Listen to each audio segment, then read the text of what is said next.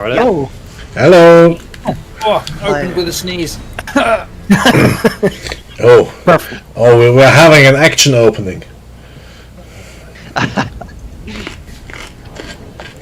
Oh man, I don't know if it's like hay fever or what. I feel like I'm getting a bit of that, you know, a bit bunged up.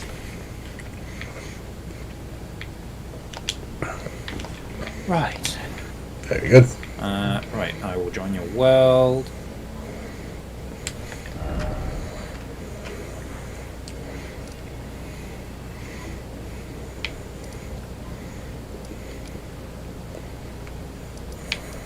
So I suppose we're going to Mogwin zone. I guess so. So I suppose we should polish off the rest of the ice area. Yeah, that's probably the last major thing we want to do in the base game, right? Yeah, pretty much. And then, well, actually, yeah, entirely. It's just that last little snow zone bit. We already went and got the meteorite, so we've got that main bit. I think there's like one somber slab that we can get in a church, and then it's just, yeah, go to Mogwin Palace, and then we're good to go. That somber slab sounds very interesting. Yeah, I think we get a somber slab. I'm pretty sure I remember it being a somber slab. Let's go for We it. go to Ordina Liturgical Town, which is in the, like, ice zone, just below the Halid tree to the left.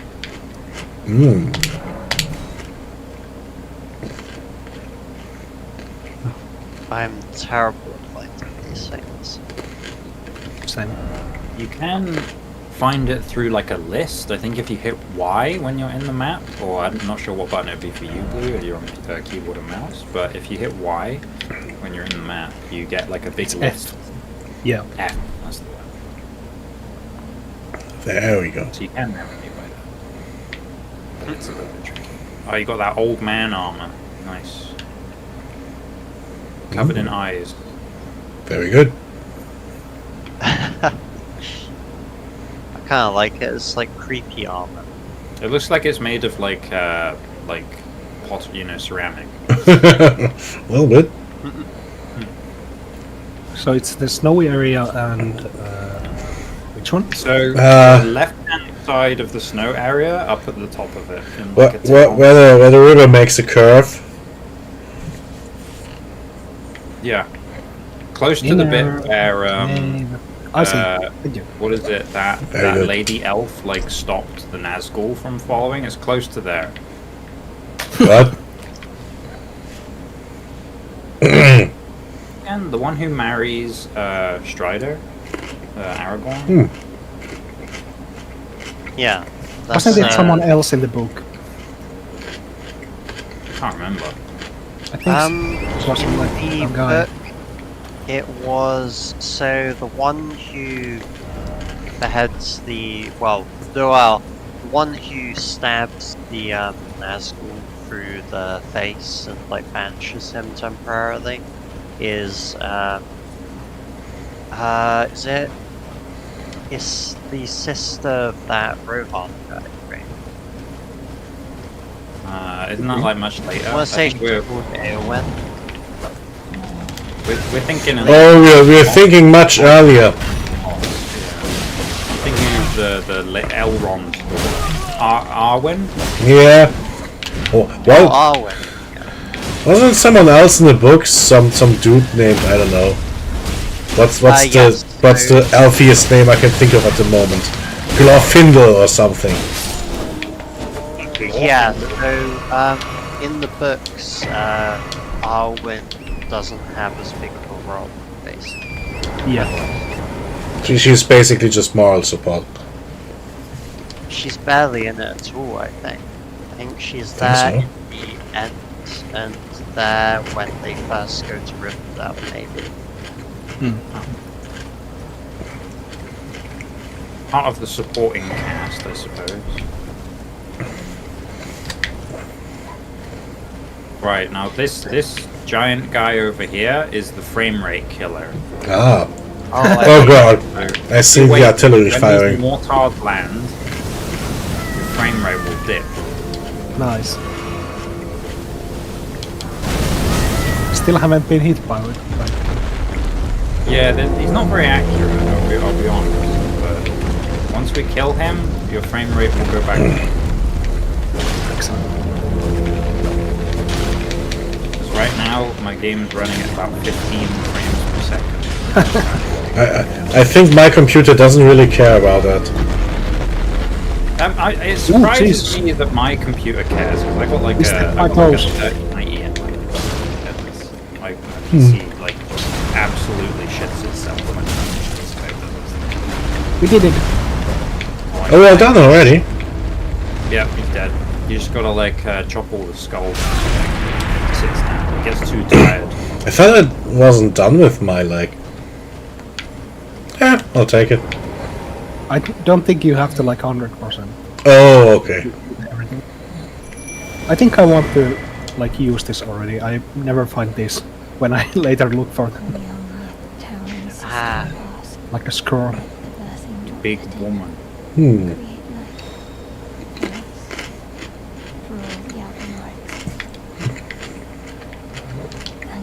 I duplicated the final boss. Nice. So. Oh, nice. There we go. Completed Lieutenant's quest. Got the song. Yay! We gave Big Woman birthing drop. Whatever that means. That's not to us. I don't really want to think about what we've been carrying around in our back pocket this whole time. I have the vague feeling that if we ever reach into that pocket, it just goes squish and splurge. Like, with all the shit we've picked up. Yeah, you just hear like a splat sound as you stick your hand in your pocket. We're probably rummaging around in the remains of like a few dozen different species. There's all these like moss balls that have just soaked everything up. Occasional dung. Yeah, they're very, very occasional piece of dung. It's only for throwing, not for anything else. We're sensible. If you say so. And a couple of different prattling pates, like this one.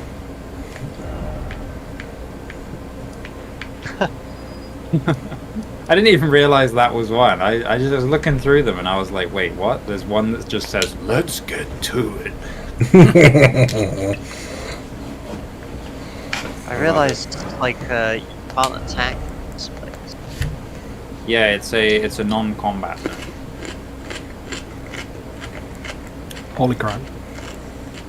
Oh no. It's passed away.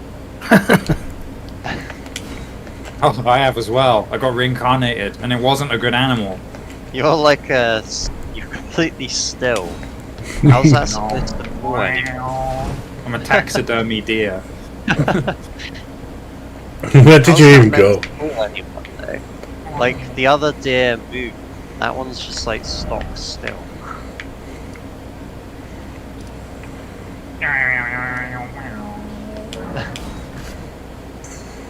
Hold on, I'm gonna do a sick drift.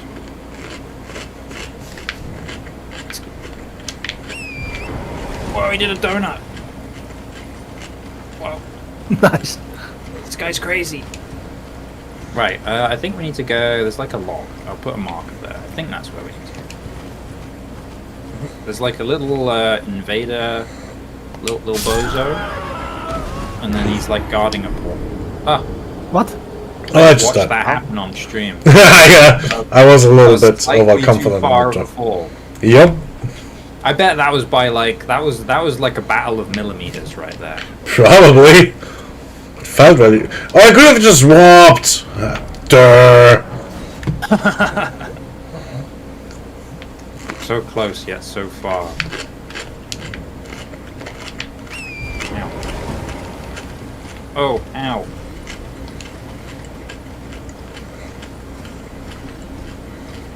I don't know that I've ever... Those little mausoleum foot soldiers, I wonder if they can drop their foot soldier arm. I think they can.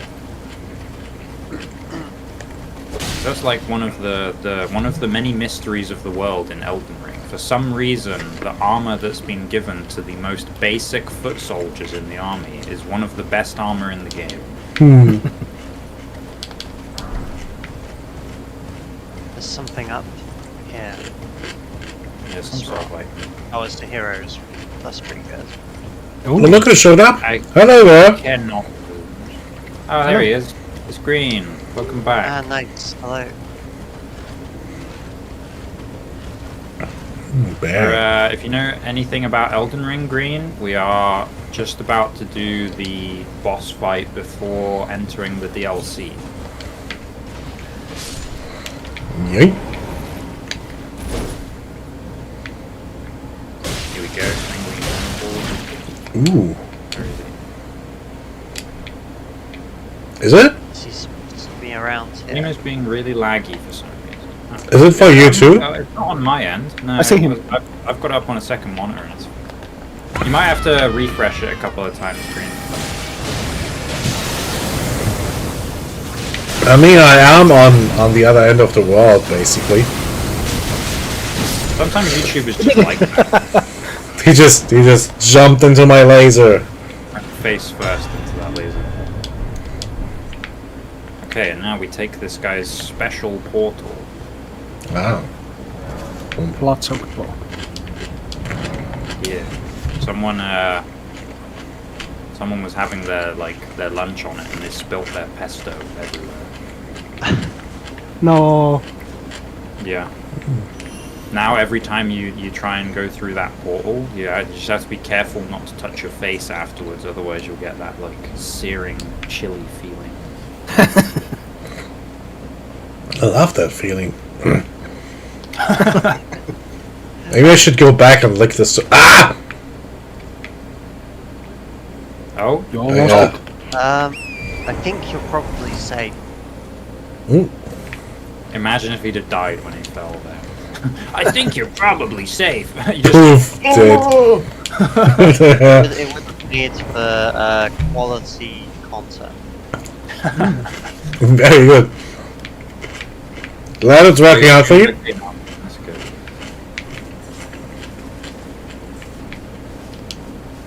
Yes, I guess YouTube just had to assign you a better connection.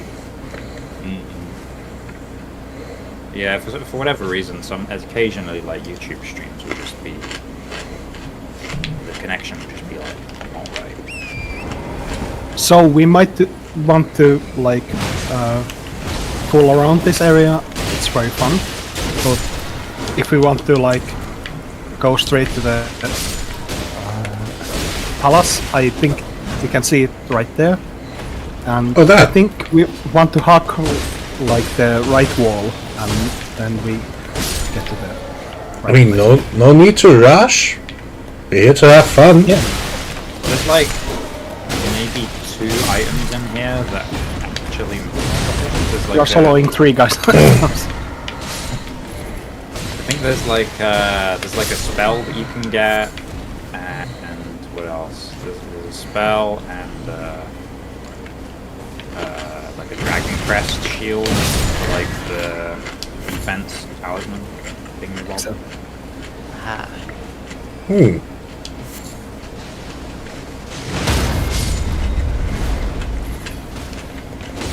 But also, I think endless invaders, maybe, or a lot. At least. I think there's a few of them. You don't know much about Elden Ring, I see, Green. That's understandable. I don't know. We're 90% of the way through the game, so prepare for insane spoilers of the DLC. It was the same for me before we started playing this. I played around for a bit, felt kind of overwhelmed by the open world, and then I just basically said, nah, I shouldn't play Dark Souls 4 before 1. Yeah.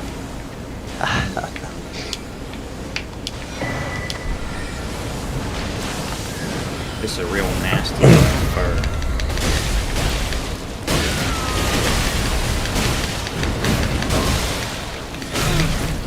Oof.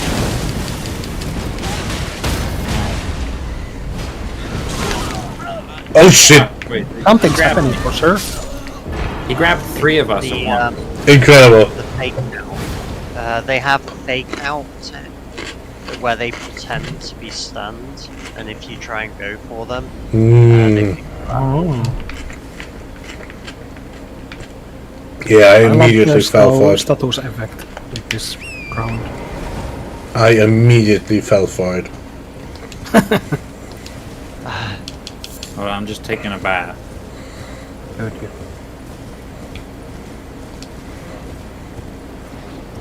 It's nice. The water's nice and warm today.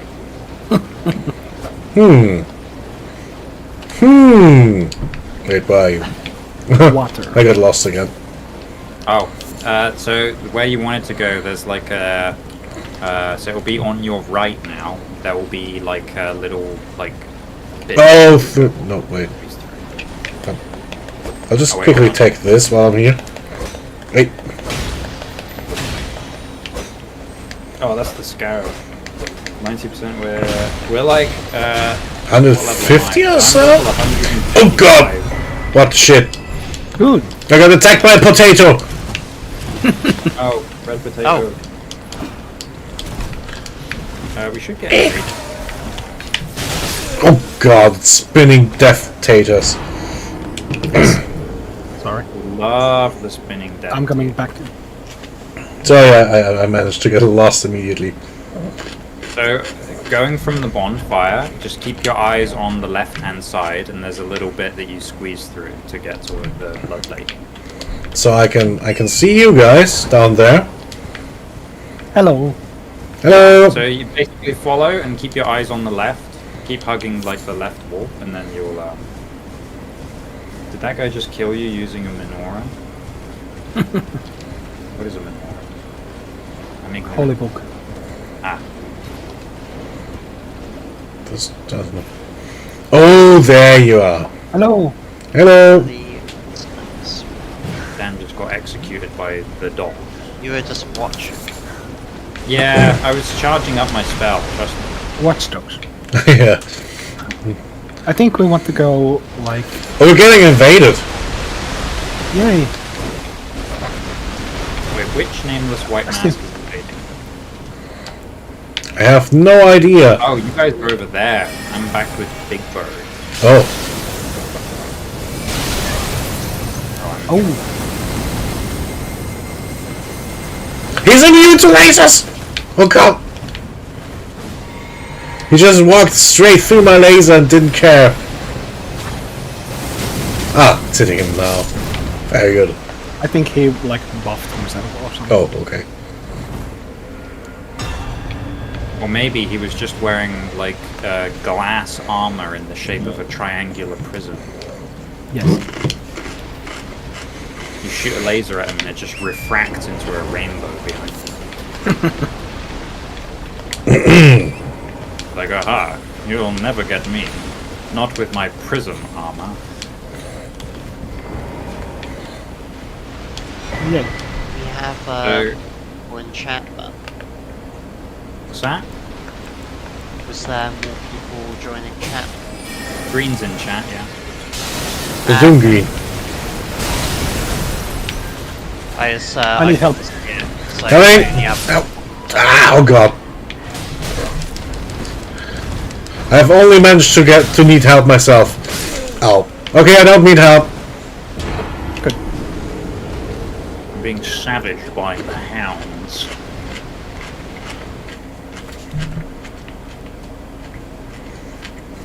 I missed. Why is the other nameless white mask invaded?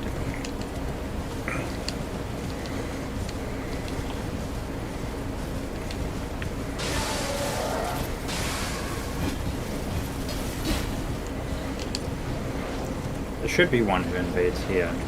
Really does look like a menorah. Ooh, stuff. Ease. Good. Is he truly knocked over, or is he pretending to be? It's not an illusion, it just looks like one.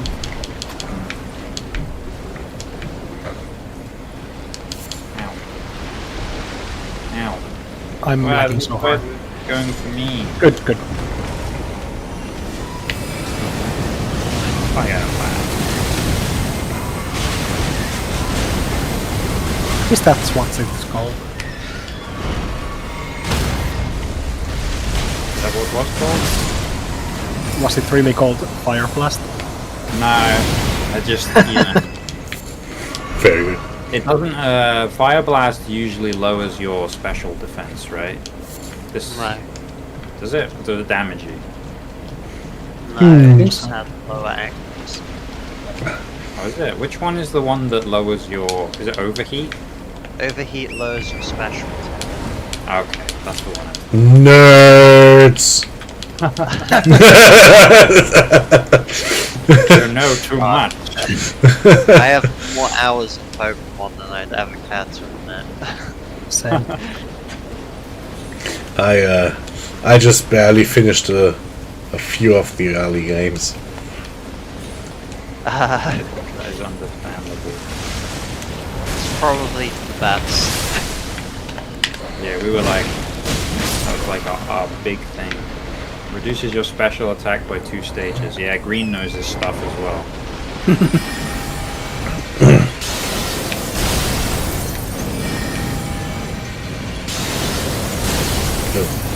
Most people just use Fire Blast.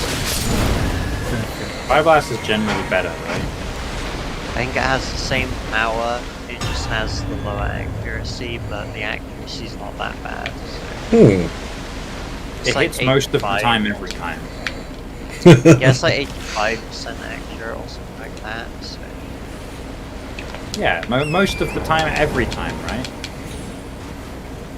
It hits almost. I mean, it hits or it doesn't hit, so that's 50%, right? Yeah. Yep, that's my my expert analysis of that. I absolutely agree with your reasoning.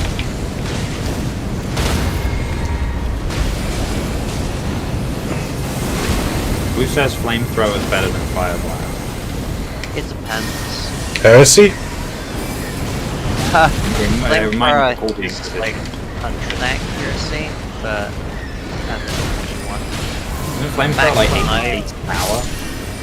I mean, back when I was doing competitive, like, it was interchangeable. Different use cases. We're hyper-analyzing Pokemon. This is our Elden Ring gameplay, hyper-analyzing Pokemon. But then, my last time playing serious competitive was like Generation 5, so things might have changed. I never played it seriously. I stopped after 1. Yeah. Oh yeah, I forget, Blue, you're like a big Gen 1. Right? Yes.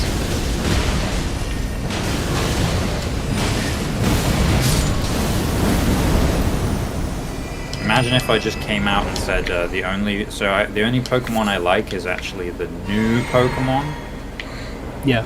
You know, where they have like 35 different types of like sentient ice cream and stuff like Yeah, that's probably the only thing all Pokemon fans can agree on. Whatever the current generation is shit. that. Yeah. Yeah. You guys play Pokemon seriously? Someone made I that used- comparison for the first generation. And like, oh god, these Pokemon are horrible. One of them is just a ball. Yeah. Wait, Yeah, hold on a minute. You can't talk shit about Voltorb. If you want to talk shit about anything, you got to talk shit about Magnemite and Magneton. Right? No, but they like The went idea through of- all the Pokemon, like, oh, this is just a bird, another bird, yeah. Well, it's the idea of having a Pokemon and then its evolution just being more of the same Pokemon, that rubs me the wrong way a little bit. Like the bees and stuff. Voltorb was cool because Voltorb was on the world map, some of the Pokeball pickups would just be Exactly. a Voltorb account. And then A you'd mimic. be like, that was like the mimic of the game. That was like, that was amazing. Exactly. I also like all of the little comics that people do online where they like someone tries to like thinks that a Voltorb is a Pokeball and tries to open it and just organs pop out. Oh,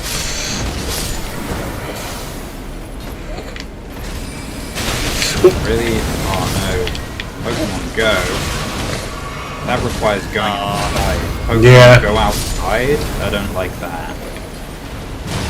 I don't like having a phone, so Yeah, I'm the guy with the phone when we're out. Like, Dan's Really? phone he uses it for music most of the time. Okay, that's understandable. I Just spend like the most entire of my memory is life full of without a music. phone. So I find carrying a phone like cumbersome and annoying. I stopped deliberately putting music on my phone when I got a data plan. It's just 10 gigabytes anyway, and I don't do anything while I'm outside, so might as well stream my music. That's understandable. I've got one of those data plans where my plan is cheaper if I don't use the data, and I want my plan to be as cheap as possible, so I never use any of it. Yeah, okay, but yeah, that type of thing is pretty much. Well, I don't think it exists here. Yeah, the only thing I care about is just I get unlimited calls and texts. That's like Yeah. I need to be able, if I must use my phone, I don't want to be worried about how long I'm on the phone. Exactly. I'd probably rather pay $5 a month for unlimited calls than the 50 cents I actually use, probably. Yeah, exactly. Because I used to be like pay as you go and stuff like that, but that gets painful. You just have to worry about it all the time. Yeah, exactly. It's like, oh, do I have enough like credit or anything like that? And then like you can't even top it up while you're out. You need like Right. an internet connection and stuff like that. So, oh man, those were painful days. Oh, no. Completely unlimited phone plans don't exist here. Oh, like what? So you don't have any ones that are explicitly unlimited calls and texts? Well, unlimited calls and texts, sure, but not data. Okay, we do have ones over here that have unlimited data, but they're like you got to be like money bags from the people. Yeah, I'm not sure if they don't exist or they are just so expensive. I never saw them while comparing online, but I feel like those types of phone plans are kind of for crazy people. You have fully unlimited data and everything. I mean, if you have really unlimited data, that kind of explains the kind of people Guy, there's a pigeon. that kind of explains the kind of people who get rid of their landline. I mean, not just their landline telephone, but also their landline internet. Yeah. We don't have a landline anymore in our house, actually. So, having a landline in the UK is basically just like, so you want to get scammed. Sure, but it's included with the internet, so I just have it. Oh, fair.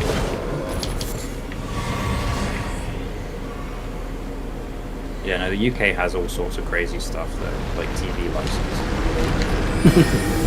Incredible. Oof.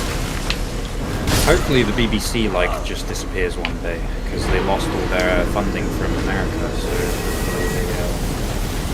start going up there. Complete menace to British society, the BBC. Oh, god damn it!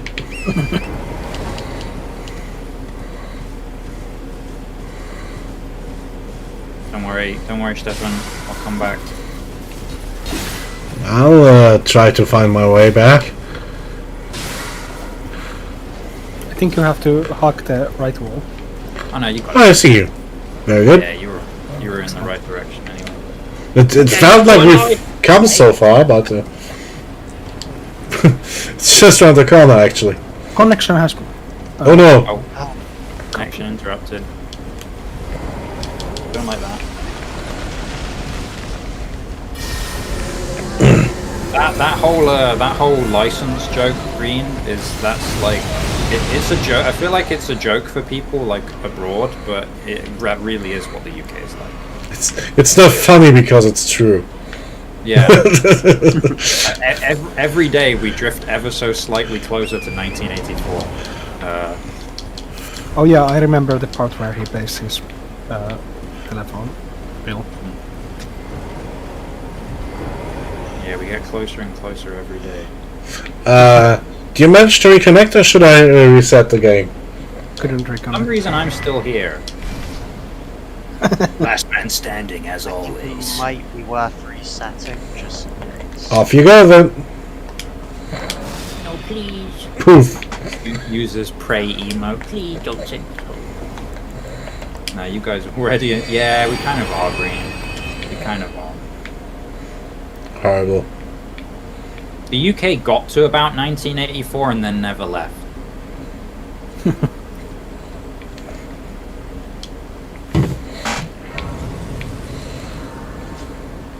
Yeah, and we're having the most bloody ridiculous, embarrassing, wishy-washy phase of getting a government in ever.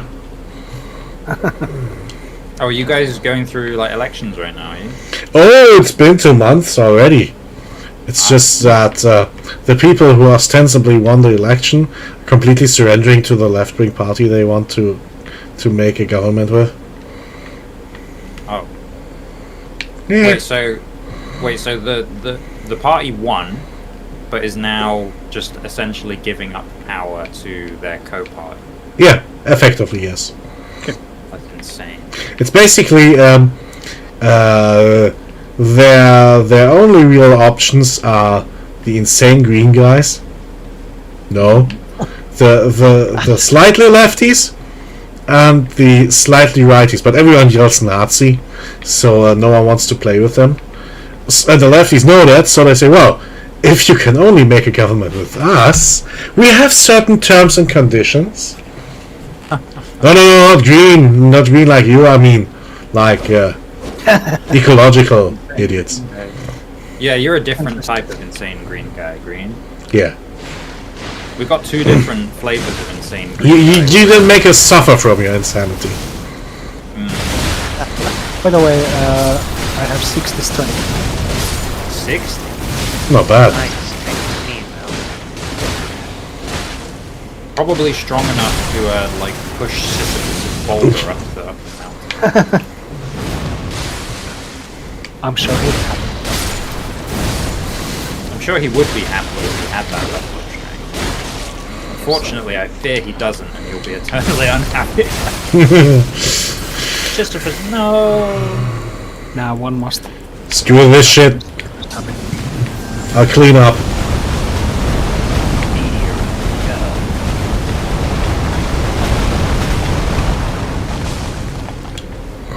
Oh, I didn't really hit much. These guys are kind of not worth killing, I'm not gonna lie. I'm just gonna run past. They give like barely any souls, and they take ages. Oh, There we go. The giant meat pile. This is my favorite type of enemy in a Souls game.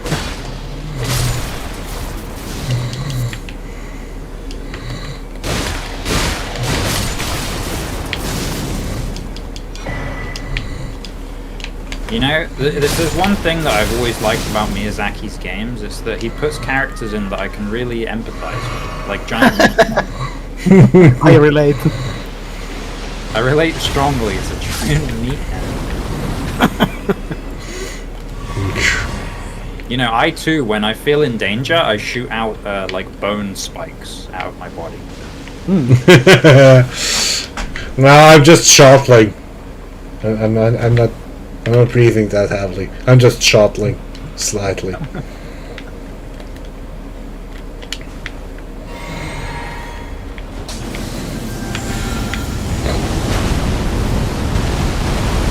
Well, yes.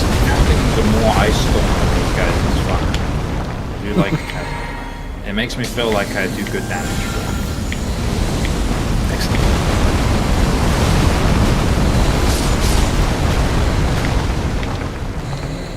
This is intense gameplay, Green. You gotta remember, we're besieging Blood Mountain to go kill Blood Guy. So that we can It's blood. access the DLC by touching a dead guy's hand. It's the day of all the blood.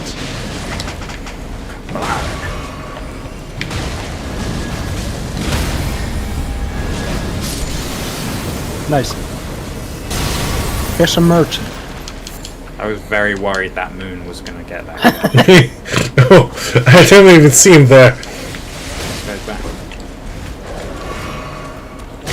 Oop. Now he's stabbing me. What the shit, I'm being attacked by a Margit cosplayer. Oh, he's got bare feet, just like him. Ow. I will still fight. This blood water's making me bleed. I bought 133 roses from the guy. Nice. I can't even talk to him. That guy's never seen that much money in his whole life. He sells barely anything. That merchant is one of the most useless merchants in the whole game. Wow. Ah. Excellent. Just wait until you see Bloodman Green. You'll like it. He says words in Spanish, but no apparent reason. Manoff! The hands of me. Master will be home soon.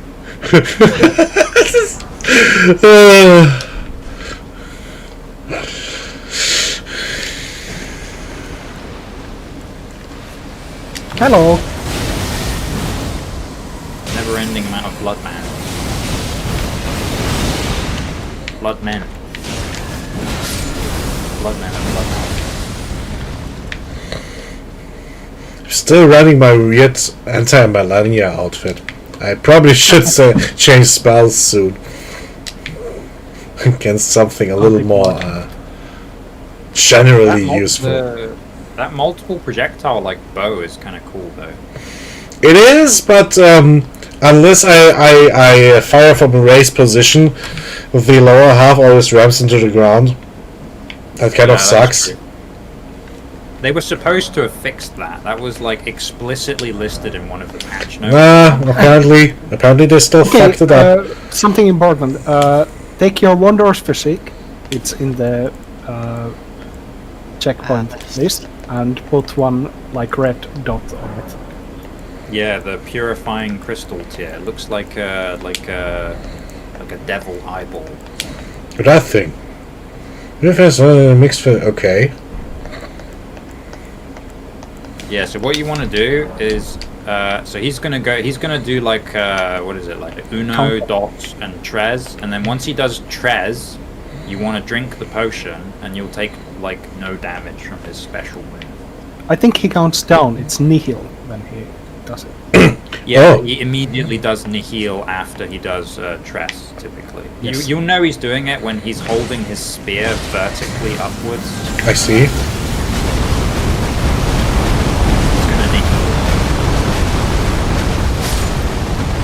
I think that was vaguely useful. Yeah, that kind of killed most everything. And then finish him off with a couple of ice storms.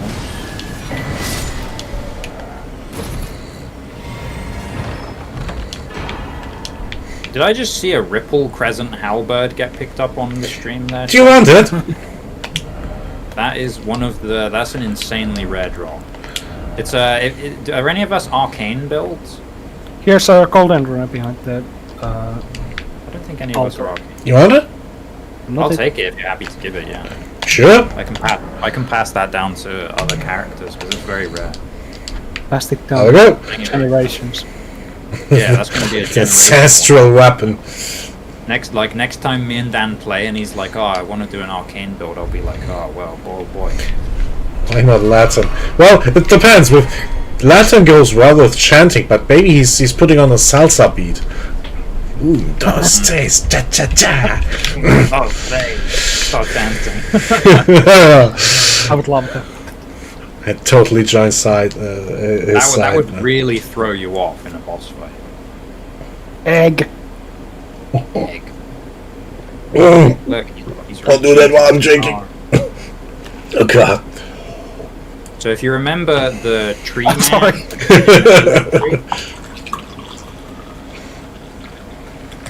So do we all remember the in Millennia's boss room there was that tree with a guy's face in it? Vaguely? So this is the egg that was stolen from that tree. So this is Mikola's body. This is Millennia's brother. I don't think he's doing so well these days. No, Moog was kind of He's just sleeping. living inside of him as his blood. That sounds either very metal or very ridiculous. It's a little bit of both. I think it's Yes. about 70% ridiculous though.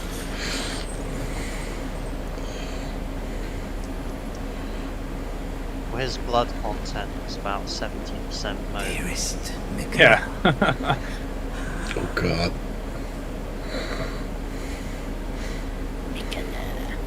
you must abide alone a while.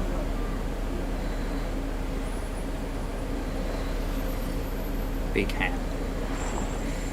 Welcome, honored guest, to the birthplace This is my house. dynasty. Fuck out of my house. Don't ever look at my egg wife again. Oh, I might have fucked up. I drank my potion already. That's alright, we're gonna get him to do the heal really quick. Everybody go crazy! Zoom! Oh yeah, we're gonna see the Nihil in about 2 seconds, I think. Good. In fact, we may be able to skip phase 2 if we damage him quick. Who knows? Yeah, he's desperately trying to count down. He's doing it. Drink your flask. Oof! I missed it, but I didn't die. Oh, you're alive. Okay, good. Yeah, so drinking the flask makes you take 0 damage from that. Incredible. Normally, you have to chug 3 health potions. Oh, nice. Zoom! So we already finished the game, Green. So we're technically already the Elden Lord man. But you're supposed to do this beforehand. Considering we did the Dung Eater, are we literally shitlords? We are genuinely shitlords.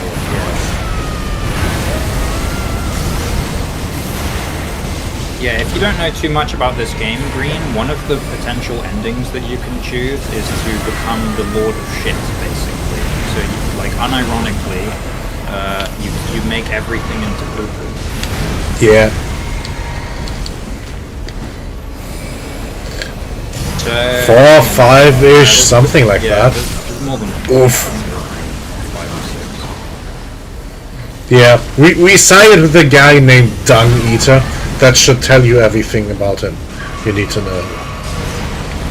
He just sounded really intelligent. Yeah, it's kind of we've become Elden India. Yeah. Oh, Oh god. that's it. Smash. Now I'm mad. Very good. Now I'm Come back. Stop running away. finish him with rocks. I just watched you trying to bash him and he always backs away. We did it. Nice. First try. Unfortunately, I missed the time when you're meant to use the flask. Oh, So so you I- took tons of damage. Yeah.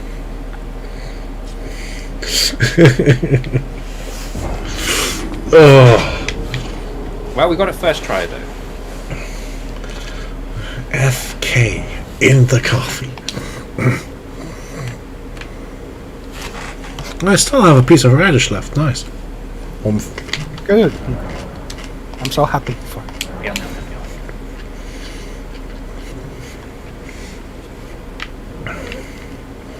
You know, I Remember like to switch out the physics. Oh right. Oh, good. Yeah, that's a good. Thanks for the reminder. warning. I might be stuck in a loading screen. Oh, I can't believe it. Do you guys want to spend your souls before I kick you out, so you don't get thrown off the world? I'm good. Okay. In that case, Sorry. proof. It's not your fault, man. You don't have to apologise. Remember sure what we what do. was it? No. Was it last Wednesday? How many times did it happen to me? Like 6 Oh. times or something? All the freaking time. Like almost every warp. Yeah. But sometimes it just... And you didn't apologize for once. How could yeah, you? I didn't say sorry even once. And you know what? I'm still not sorry. That's fair. I wonder what causes it. Like, genuinely, I wonder what causes it. Because there's certain games... I know, like, this might just be like a Bethesda thing, but I know the Bethesda games, like, you know, Skyrim, Oblivion, so on and so forth. If you run at too high of a frame rate, you get infinite loading screens, like, very often. So I don't know if it's the same in this. I doubt it. It's always a different reason. I don't know. Right, we can talk to Murder Wife.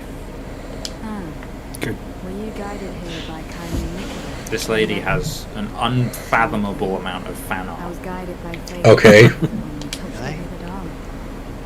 too will be transported to the realm of shadow where Nicola the kind know dwells. My compatriots Is there anything behind that? like us, they have heard I don't think kindly so. I remember there used to be like and divine. signs all over the floor. So if you play in like normal Elden Ring, there's signs like Oh, I've- everywhere. I've been hoping it would have been out already, the remake. I'm kind of Oh, they looking would? forward to it. I don't know that I've heard anything on the Bethesda end about Oblivion remake, but I know that Sky Oblivion is coming along quite well. So I just licked the corpse there, huh? Yes. Yep.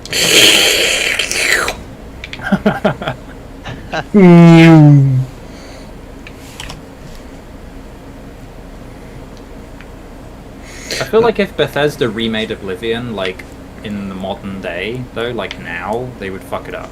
They totally would, but supposedly they outsourced it. Oh yeah, no, we've talked about this before. Yeah. Yeah. I might just have to call off my blood curse on Todd. Yeah, yeah. I will withhold judgment now. Yeah, If they keep the original voice acting, then that would be a good start. Yeah, yeah. that was a really long loading screen. Did you get that as well, Blue? Yes. Interesting. I just want better graphics. Oblivion has good graphics already. What are you saying? This Well, I don't Face- care about graphics. If you want good graphics, I was literally about to say you should play Morrowind. Yeah, I got filtered by Morrowind too. It's too primitive. There's like a couple of mods that you install, and it makes Morrowind like way more palatable, like infinitely more palatable. I guess. I need to put my 4090 to the test. Oh, big money, big bucks. You know. I got a 3090 in mine, so this guy beats me. I don't even know what I have. Probably something like a 2080 or something. Yeah. As long as it's like large and in charge, it's fine. There's someone sitting at the top of the building. This will very quickly become your favorite enemy in the whole DLC. This flippy shit? Yeah, everybody loves fighting these guys. They're great. These are called Horn Scent Ascetics. And they are unfathomable. You guys know I'm the guy with an AI? Yeah, I knew that name. But, wow, I Well, you might not have known, Good. but we kind of did.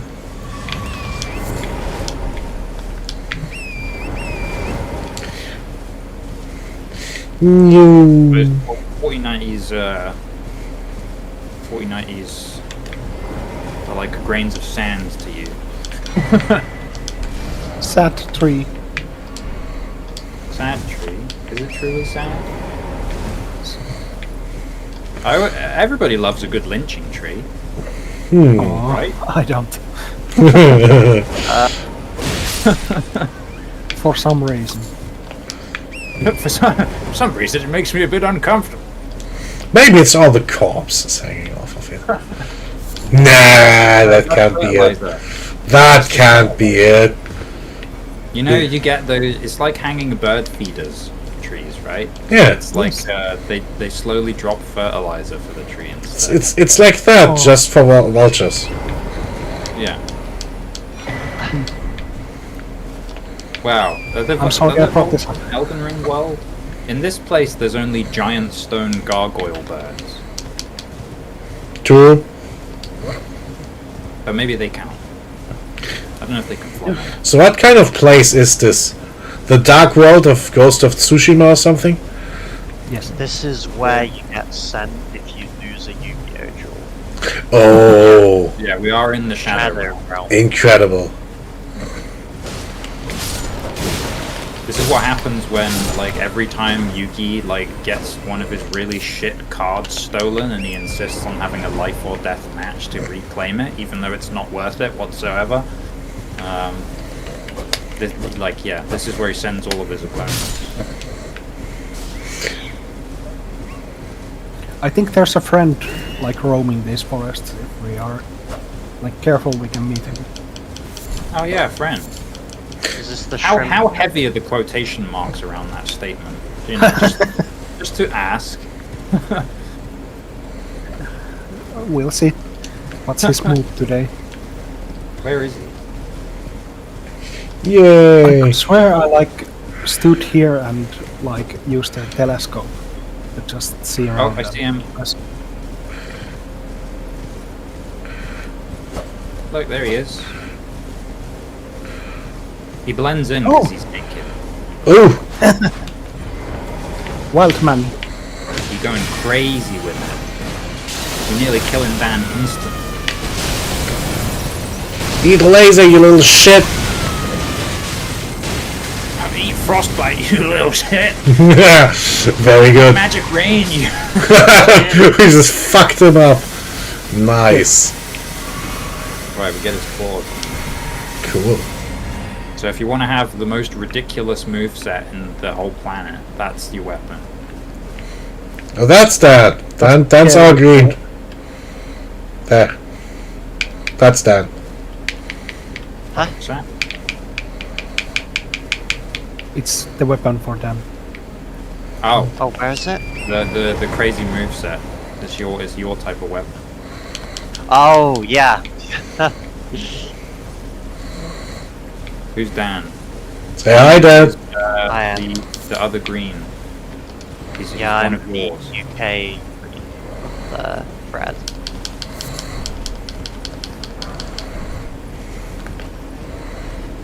There's something weird up ahead. It has max saturation. Does it? Oh, the dog. It's a red dog. Kind of. I mean, it's just first names.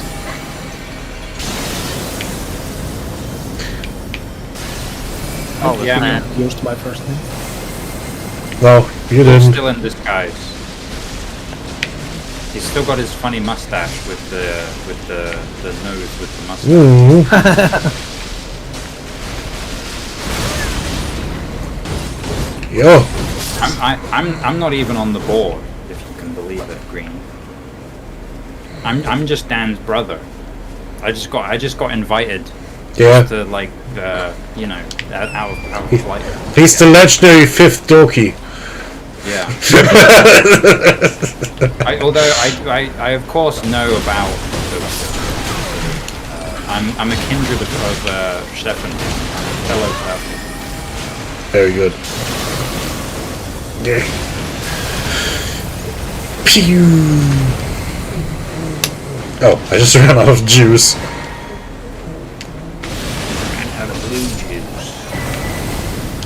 Yeah, I mean, there's little reason to not bother using my real name anyway, because my name is kind of out there. Yeah. Yeah. I also can't help but reflexively call him Dan every single time I try and refer to him, so that it was never gonna stay hidden for long. Yeah. I try and think of like, because like me and Dan like play stuff together so often that like me just like calling out Dan is just like you could just a replay. you could just pretend and pass it off as yelling about that other Dan, True. Yeah. the one who shall not be spoken of. You The shall developer. The My name traitorous is failure. credited in like a game, and I'm in like some old Pokemon like competitive tournament videos and stuff. So Yeah, he's I've kind of like a for, B-list like celebrity. ages. Yes. When's your go at the jungle camp show?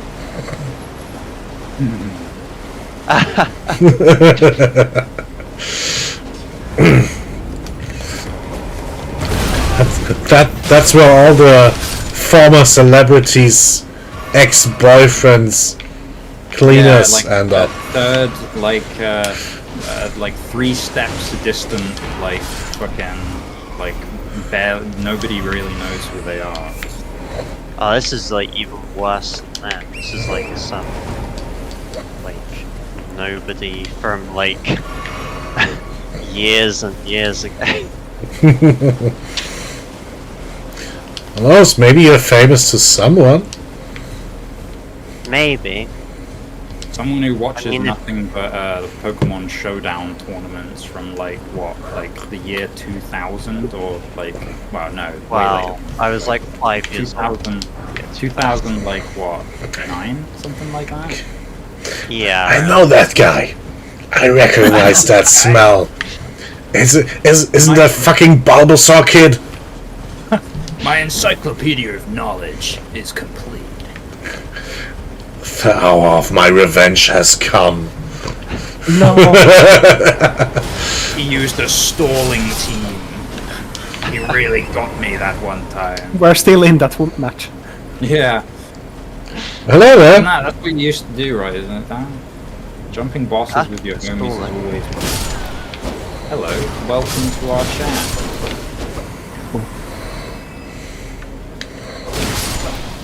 Yeah, we're currently, well, if you couldn't tell, Kareem, we're in the DLC already. We finished the entire base game before coming to the DLC. Just for your knowledge, Dan, as a new person at Legends. Yeah. We're becoming more popular every day. So what are we putting on the merch?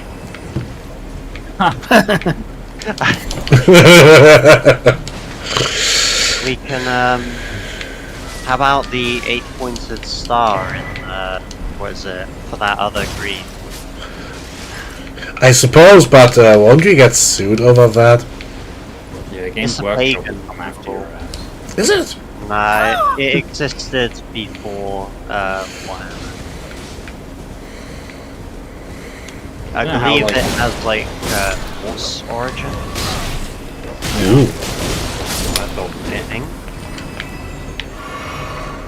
Everything has origins from one mythology or another, right?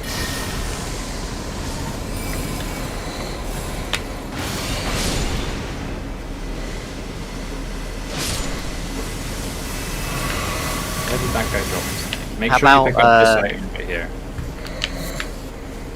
We can Service have like off-brand Dokis. Yeah, Oh, I love that. that would be fun. Doki, but we don't add Natsuki. Aw. You can forget that one. The little shit starved. Yeah. We kind of drove him off, I guess. Oh yeah, yeah, you're right. Oh, we're getting new kinds of collectibles. Yeah, so you have to use your Skadu tree blessing. So this is the power scaling of the DLC is Skadu tree level in the Shadow Realm blessing. I So the see. more you add of that, the more powerful you become exclusively within the DLC areas. And what's with the other stuff, with the Ash Blessing nonsense? So the Ash Blessing powers up, you know your spirit summons? So you can like summon, say like these guys. Oh, so it's absolutely worthless, thank you. Yeah. It's only good in single player. Like you don't really need summons in multiplayer. Although apparently it just runs off a different kind of stuff, so I might as well have them in Unless anyway. you want to be like a funny guy and summon like, I don't know. Ping pong.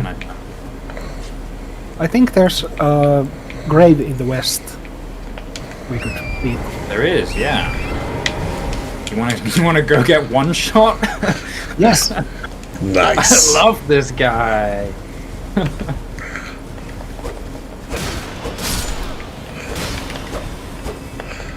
How many times, the first time you tried this guy, Blue, how many times did he kill you? Innumerable. Yeah, same with me. Same with me. The first time I played the DLC, I didn't understand the the Skadu Tree Blessing mechanic, so I just went straight to this guy and kept trying it over and over again. Level 0, like blessing, and oh man, it was bad.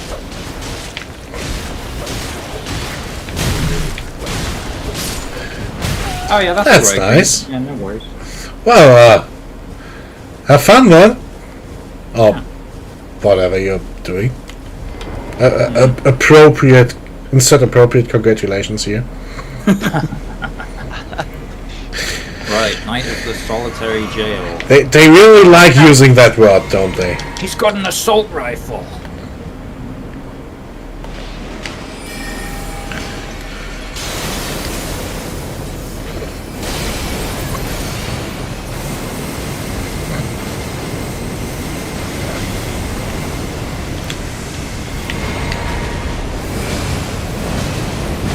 Boo! Maybe he even has an assault shotgun. Shield. There is actually a shotgun crossbow in this DLC. Tactical longsword with 4x magnification. Yeah, yeah. Like a Klingon battler. But with a scope.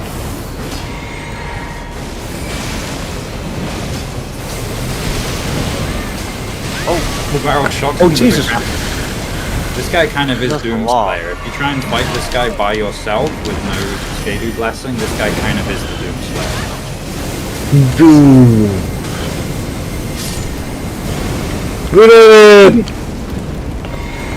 Damn, we're good. That's exactly how it went on my solo run. Yeah. Yeah, that's how we all did the first time we came here, right? Just Yeah. Glances around nervously. The armor does look swanky, though. It's swanky, but it Very is nice. unbelievably heavy. Good. Oof. The better heavy sets in the game, though. So you could replace the bull goat set, Blue, with that if you wanted to have better protection. Already am. Oh, nice.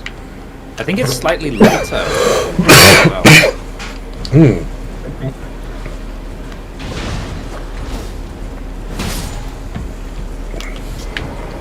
oh, it does look nice.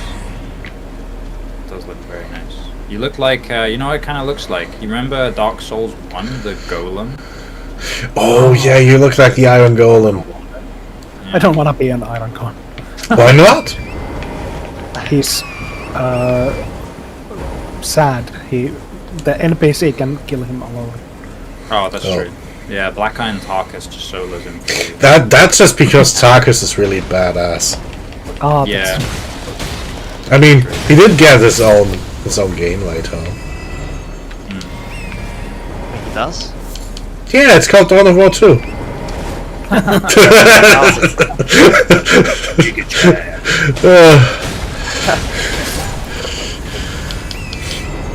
If anyone in Dark Souls deserved to be a Space Marine, it would be Black Iron Tarkus. Yeah. Solaire is way too nice to do that. Like Minecraft. Yeah, this game is kind of like Minecraft Green, you're right.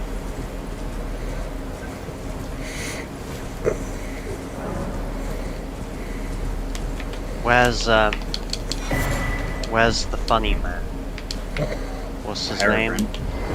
No. He's like in the film or something.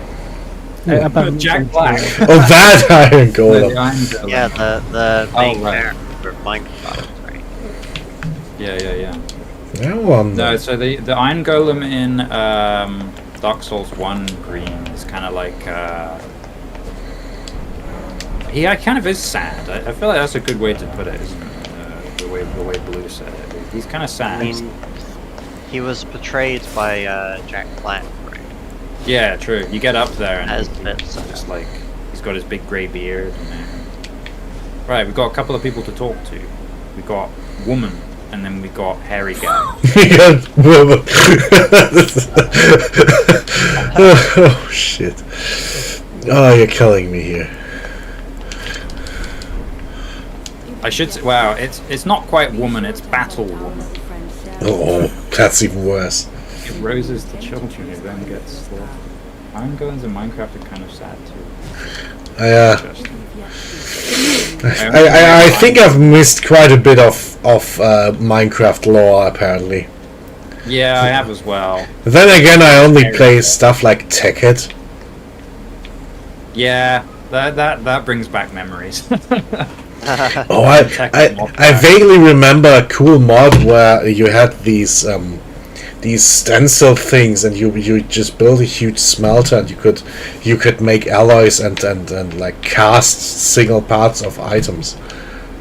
Oh, That's good. I know what your Tinker's Construct. Might be. I know exactly what that mod is. It's Tinker's Construct. Oh yeah, we did talk about that. I really like that one.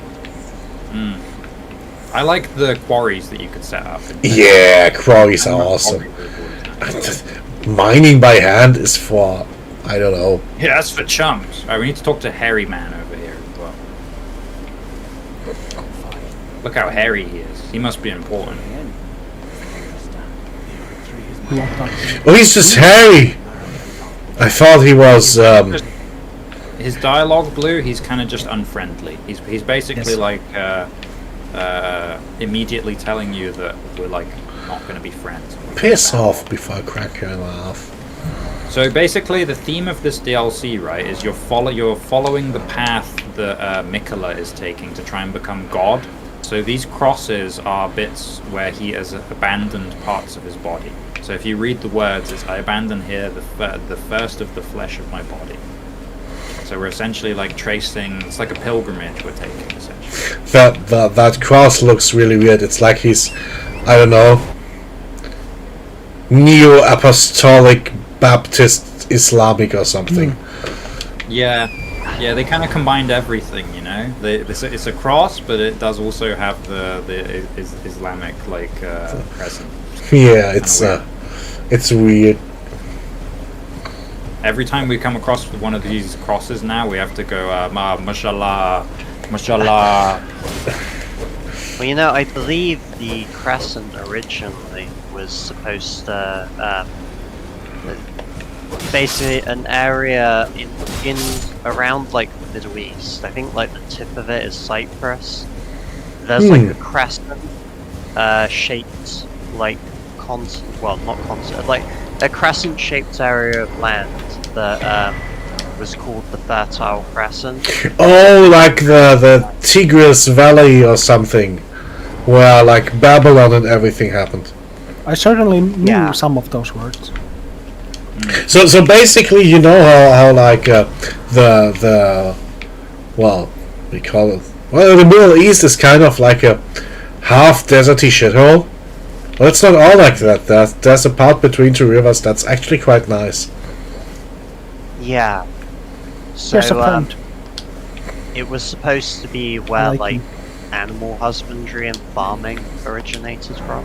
And then it all went worse.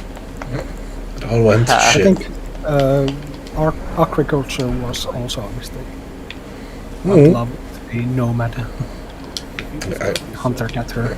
Yeah, that basically just being settled was invented there. I Got guess. one deal. Got one wheel. I couldn't be a hunter-gatherer, I'm too lazy. But hunter gatherers used to just hunt for a few hours and then have the rest of the day off. Oh, actually, that sounds alright. Never mind. I changed my mind. That sounds good.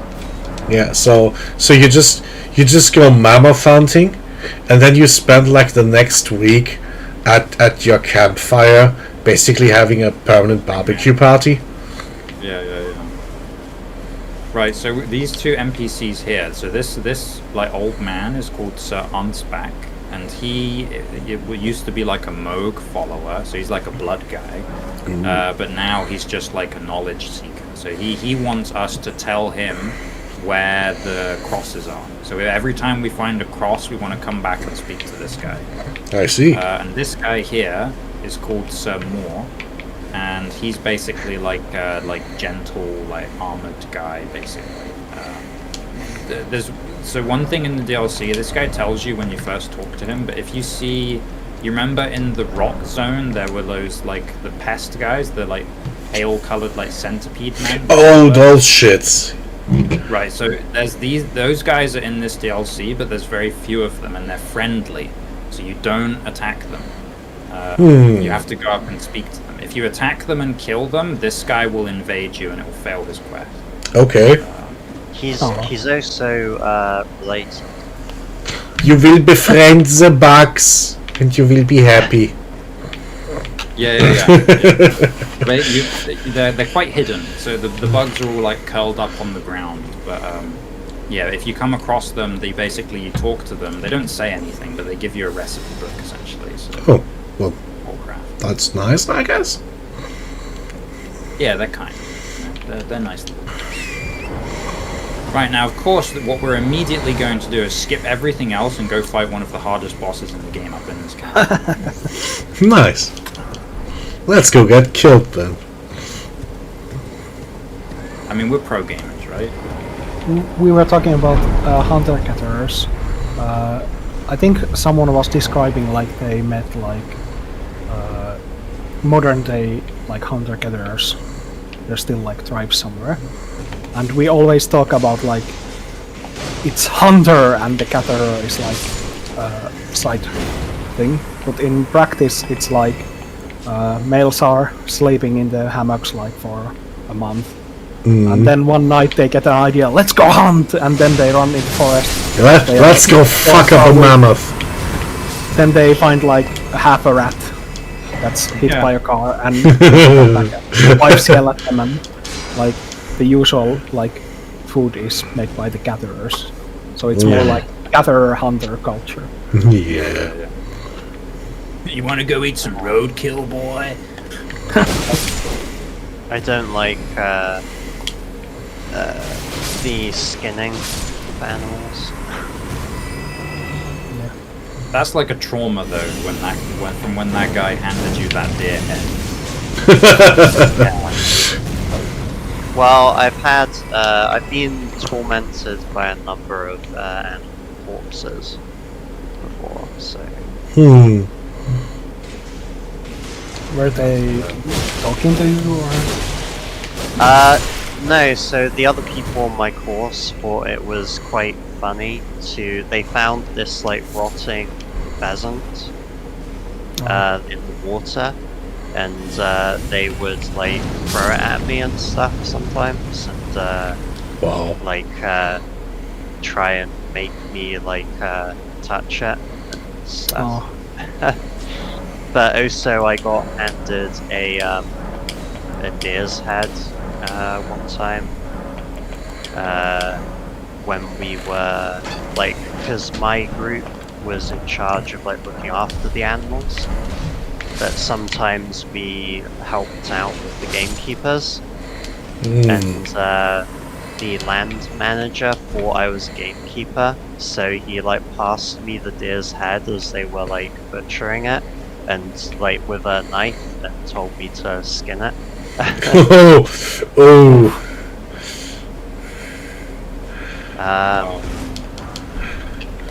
I remember the day. I'm not. I remember the day that you came home after that and told everyone about it, and we were just like stood there with like mouth agape. Oh, I fell for the trap. Not anymore. Speaking of getting butchered, you just got butchered. Yeah, pretty much. Green is right. That sounds unpleasant. Oh. That was bad.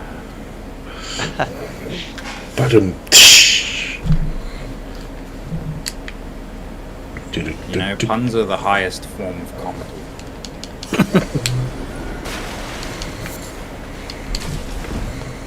Although, we used, like, there was a lot of, like, pranking and stuff like that in that college course, so, some other people also had, like, some pretty awful things done to them.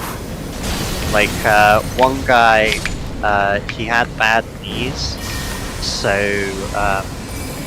when we were doing, like, we had, like, a charcoal kiln, because one of our, classrooms was like a shelter that people had made in the woods. And we had a big charcoal kiln, and for one of the lessons they grabbed the guy, put him in the charcoal kiln and sat on it, and did the lesson with him in the charcoal kiln, and the professor was just like, okay, we'll just keep going. Oh shit. They're so well, like, behind us, in west, we could go in the desktop. I think all of the doors in there are locked, because it's like, that's like a shortcut well. Yeah. We can give it a try. I can't remember. It's been a minute since I played the DLC, so I might be wrong. Yeah, I got quite lucky with my college and uni in that I didn't have any of those types of shenanigans happen. Like, the worst thing that happened when I was in uni was our lab tech breeds flies, right? To like sell as like feed for like reptiles and stuff. So he normally keeps them all in like, you know, I don't know what you'd call like the container, like a terrarium or something like that. You know what I mean? Like these perforated boxes. Yeah, like a habitat with like some dirt and like you know, like tissue and stuff like that. So yeah, he would keep them in there. But one time he was doing like a transfer and like a lot of them leaked out. I'll just say it was a lot. And so there was just these were like because they're feed for reptiles. These are like fat flies, like big fat black flies, and they were everywhere, and they were dying because of all the like tiny little chemical spills that were all over this like lab campus. They would just like drink these puddles of like just raw chemicals and just die in huge piles. And oh man, yeah, I remember that. It didn't help either that someone had forgotten to clean up after a dissection. So they'd been dissecting like sheep's livers or something like that in like one of the classrooms, and then we had all gone for summer break, and so we came back and they were all like horrifically rotted, and this perfectly coincided with the flies getting out as well. So yeah. The worst. Sorry, Green says he doesn't want to hear. the worst thing we ever did in uni. Well, I wasn't part of it. I just knew about it. There was this tiny little compartment in the back of one of the seats in the big lecture hall, and someone got the bright idea to bring a carton of milk and a pack of ham and just store it in there and just occasionally visit it and check up on it. Like, twice a year or so. An experiment. It still was there when I graduated. Wow. Well, it wasn't quite fresh anymore. But No one wanted milk and ham. Weird. I'm surprised, you know, if I was like sat in a lecture, man, I would sure love a drink of milk and some ham. So yeah, that that particular room kind of had an aroma. Yeah. Ah, Yeah, that sounds about right. Oh, I just, I've like permanently damaged my sense of smell. Like I used to be able to smell better, but our lab tech one time, this is the same lab tech with the flies, mind. He I can't remember why he decided to do this, but he made a batch of chloroform. And, Nice. he let us all have like a whiff just to like feel what it was like. and you just took a big old. I took a really Sniff. big whiff of that, and it did something to my nose, and I don't know what it Ooh. did. I can't smell. So your nose has been asleep ever since. Yeah, it's like only a little bit worse than it used to be, but it's like it's something that I have noticed is worse. Incredible. That was fun. It smells interesting though. Like it doesn't really have like a scent to it, but when you inhale it, it just feels cold. It's very strange. It's very strange. You know, like if you have like a really strong mint and you get that like Arctic feeling in your nose. Yeah. So it's just like that. but like times 1,000. Ooh. But that was interesting. I don't classify that as like a negative moment or anything. That was fun.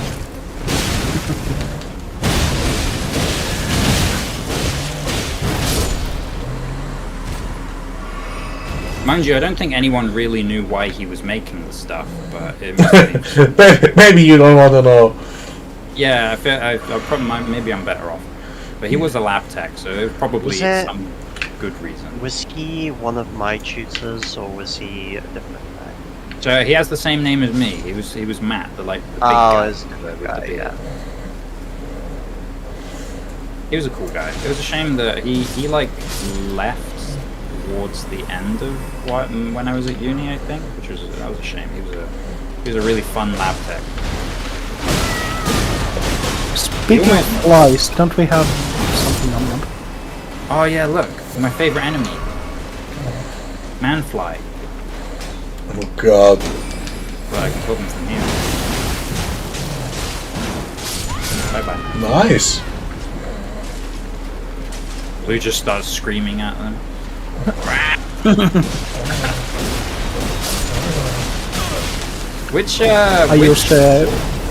Which Warcry move is that? I think Barbaric. No, it's Brockart's. Ah, the good one. Yeah, that's the good one. Braggart's Roar gives you like a much higher damage boost Oh, when you use it.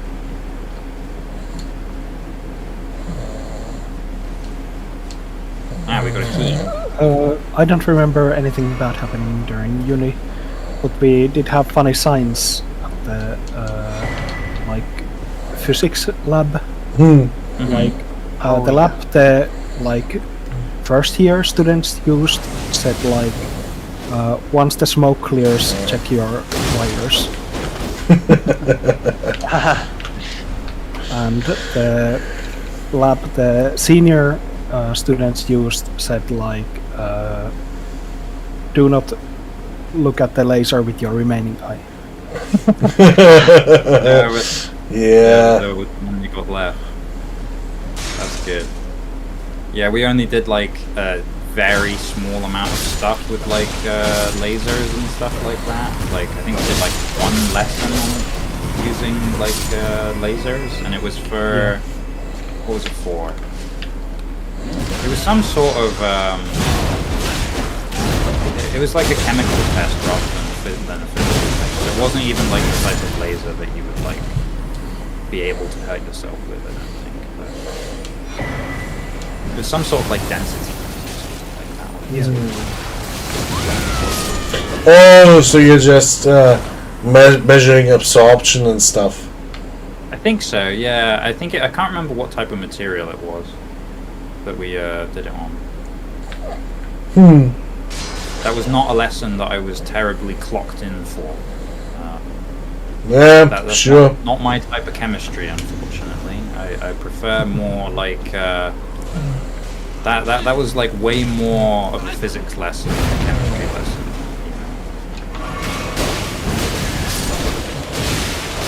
Chemistry is like my that was like my bread and butter. I fucking love it.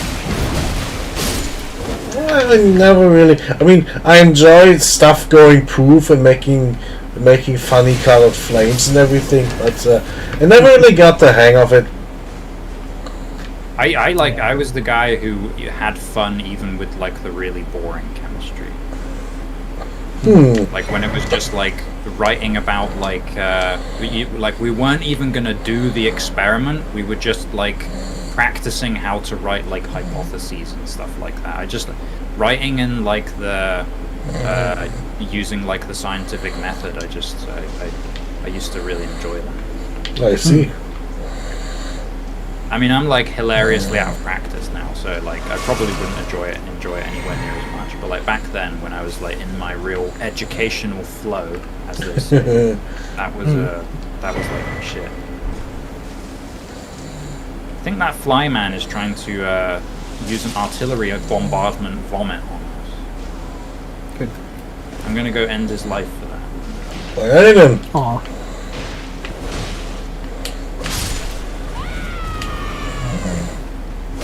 Hopefully he doesn't like curse me to become a man-fly or something with his dying breath. Oh, I would love if there was like a egg thing like in the Dark Souls 1. They should have These had guys that in might every use- single Dark Souls game. That mechanic was so amazing. It was Yup. completely nonsensical, but it was just like, if it ever happened to you in a run, the sheer bafflement that you went through when your head turned into a maga, that was like legendary. And then realizing that you could like use the maga as like a bite attack if you kicked. Share it around. Yeah. That's so fun. That makes me want to play Dark Souls 1. Oh, I'll see you later, Green. Yeah, you have a good day. Bye. Or whatever time it is where you are. Good day, good night. Well, what's the Truman Show thing? Good afternoon, good evening, good night. Yeah, if I don't see you again. Yeah. I need to watch the Truman Show. It's new, he says. Yeah, that lines up with my my memory of our time difference. It's Hino.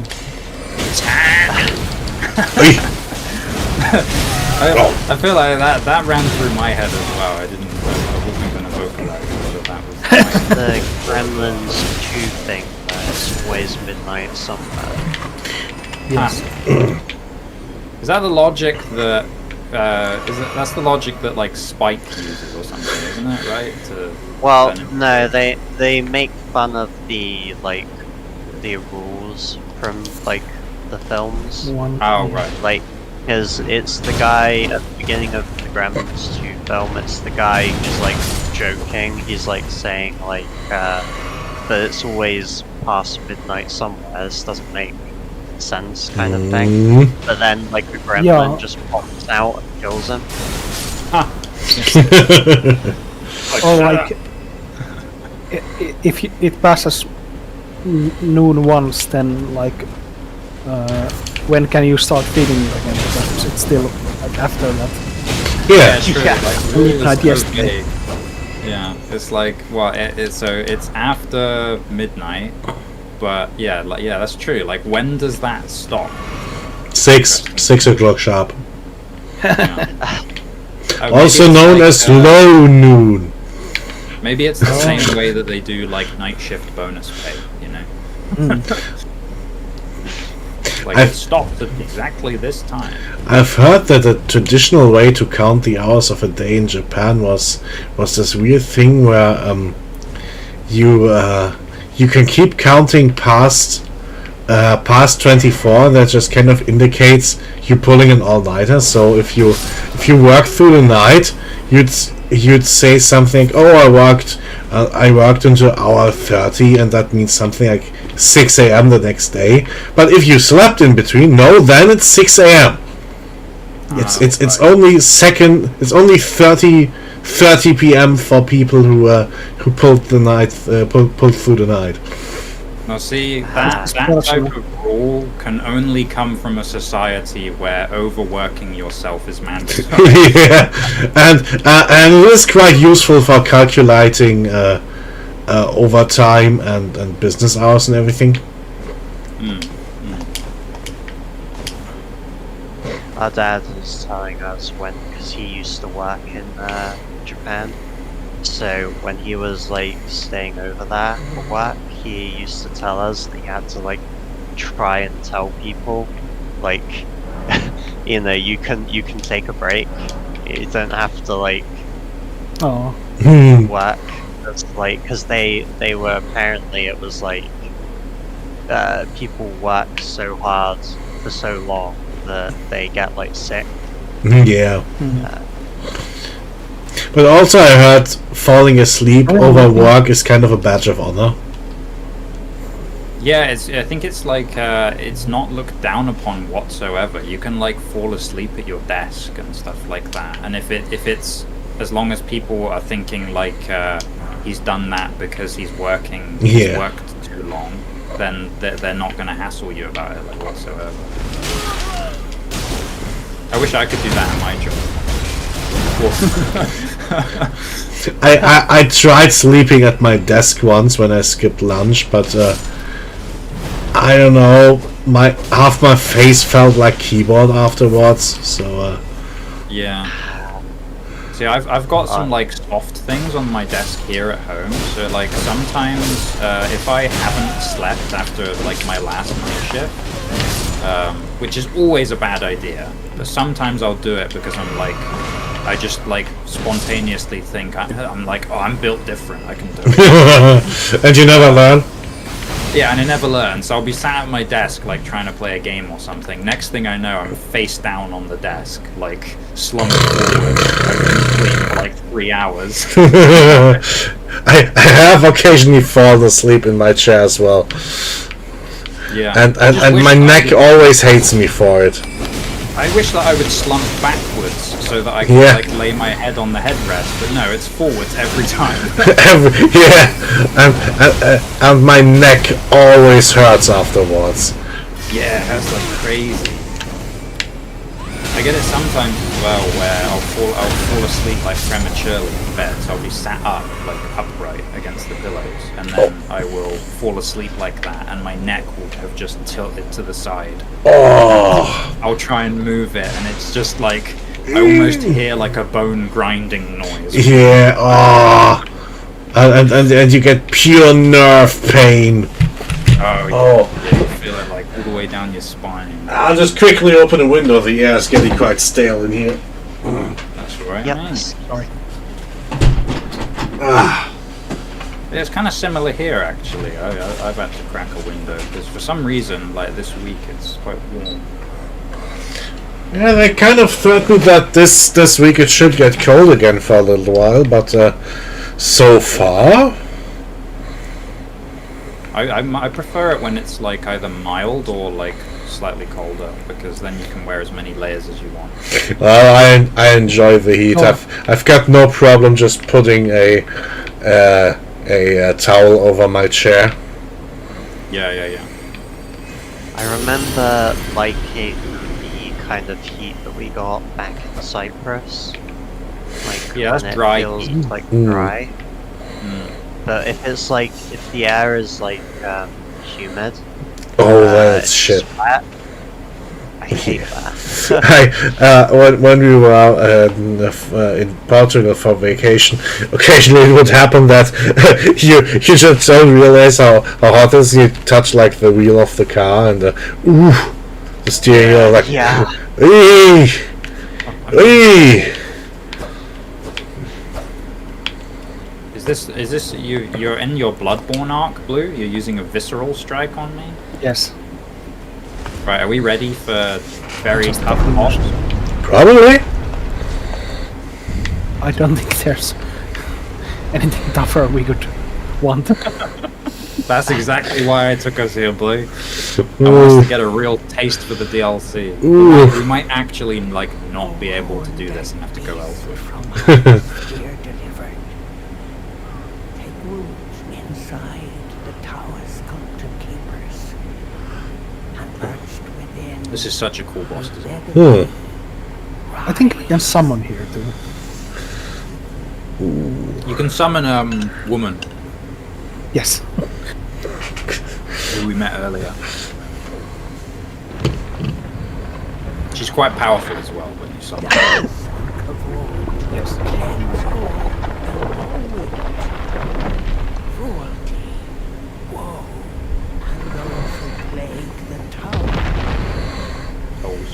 Cleanse away Whose toes are those? This guy is like a Chinese jacker, so I think we have to go in a line to make Oof. it happen. Alright, I'm in. Hours of our conga. He looks over.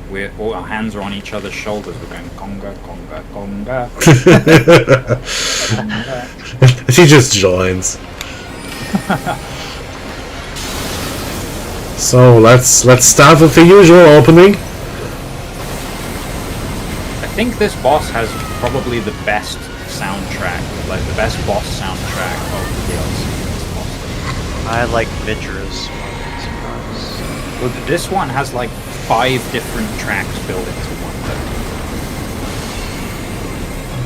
Just wait until he changes elements and the soundtrack changes. Here we go. Is he doing Oh. it? Oh wow, you got Almost skills dead. back.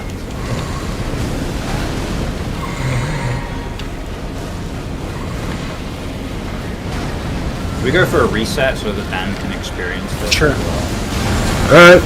But you didn't have to. Poof. Thank you. Kill me. I said kill me.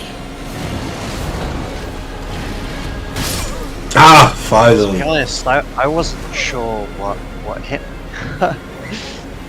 He got you with like the most climactic tail swipe I've ever seen in my life. So he definitely hit you. Oh, He did a full-on backflip and kicked you with the back legs of the dancing lion. it's So, stand. Are you still there, Blue? Yes, Are you... What are you doing? I am. Oh, No! hold on. I tried to die. Says that you've DC'd. Yeah, you disconnected. Okay. You were standing quite still for quite a while. You and the boss just stared at each other on my screen. Yeah, I thought you were having some kind of like staring.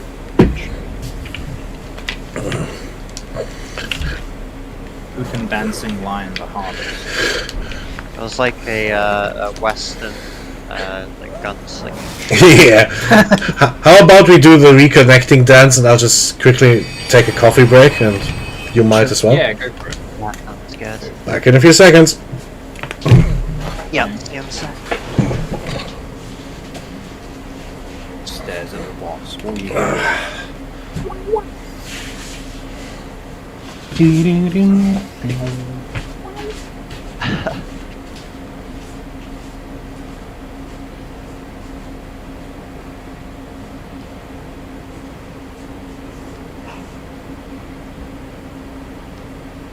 We're actually doing surprisingly well there. Yes. I think we can probably actually manage it. Have you taken off your scorpion, Dan? I have.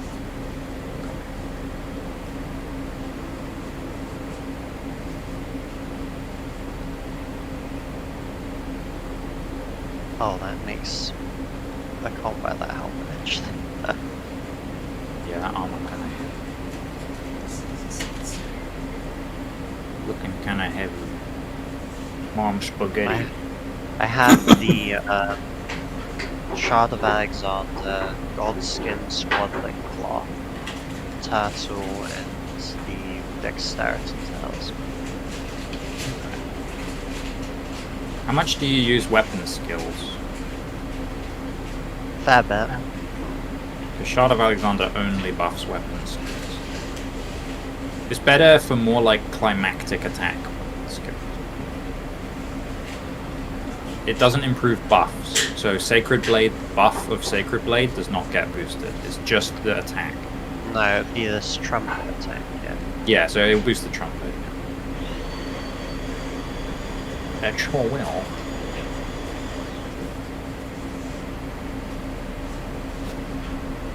You know, I could probably actually use Shard of Alexander. That would boost my sword laser. Maybe that would be good.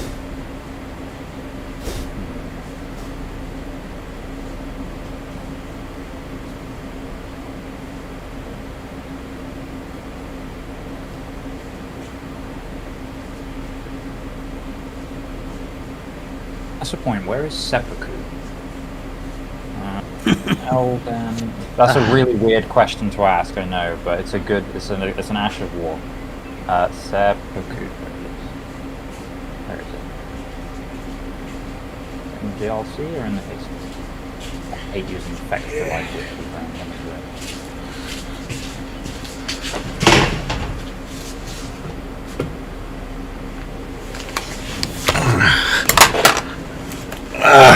I'm back. Hello. Hello. So, Right. Ready for round 2? sure. Let's go beat the shit out of this stage theater play. Oof. I cast move. Well, I did get my moon off. That's all that matters. We've got that debuff.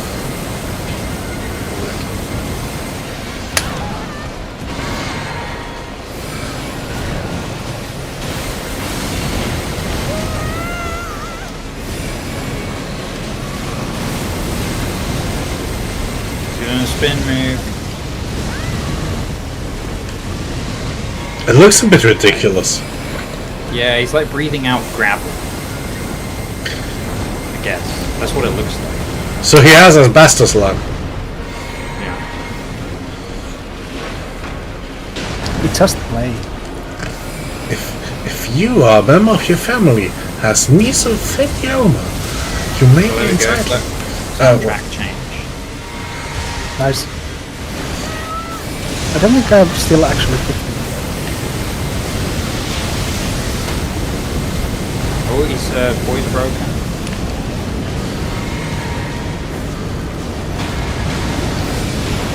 The element changing again. No, freezing lightning.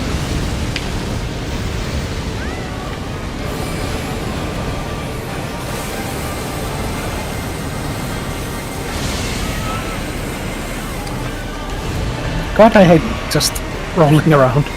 Yeah. Yeah.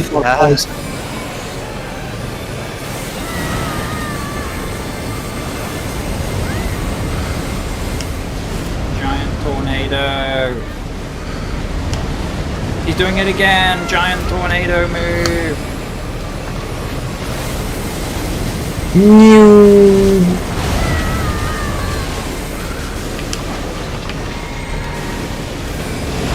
Spinning. There we go. Nice. Wow.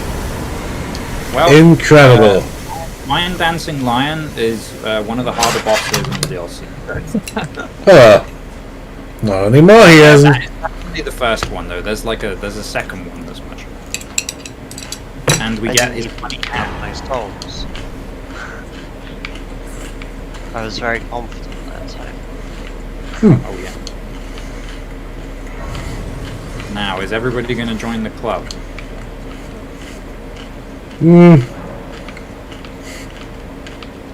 Nah, I think my head is silly enough. strength and dexterity produces the effect of flashes. Yeah, so it gives you, I think, is it +5/+5? It's kind of crazy the amount of stats it gives you, but it really does nerf your healing and mana flasks. And you look like a silly little gremlin as well. Perfect.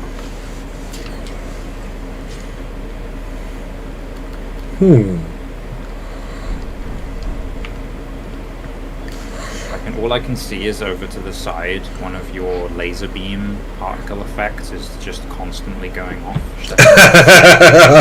It's not there for me. Yeah. It's, I don't know why that happens sometimes. It's At least up. it's not with something more overt. Imagine if it did that with like the ice storm. The meteors. Yeah, the meteor is just permanently up in the air. Oh man.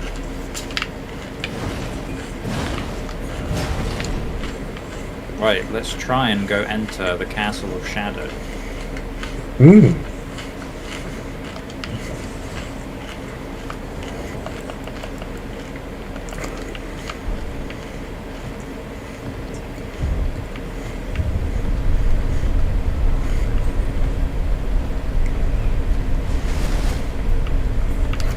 Please stop. I'm getting all embarrassed. So as I was Cannot help but pray. as I was staring at my coffee machine, we kind of finished the streaming games for the moment. Well, Baba doesn't really count. It's kind of an odd thing. So I guess Did you we're finish, Soma? Did you finish it? we finished it. How did you like it? I liked the story. The game was meh. The actual gameplay. Yeah. The characters are idiots, but it's kind of required that they're idiots. We've kind of discussed that the story wouldn't work as well if they wouldn't have needless conflict. So, as a story, I liked it. Did you like the ending? Which one? Well, so they're both like part of the same ending, I suppose. But the ending where Simon's just forever stuck at the ocean. Sucks to be him, I guess. But that's how it goes.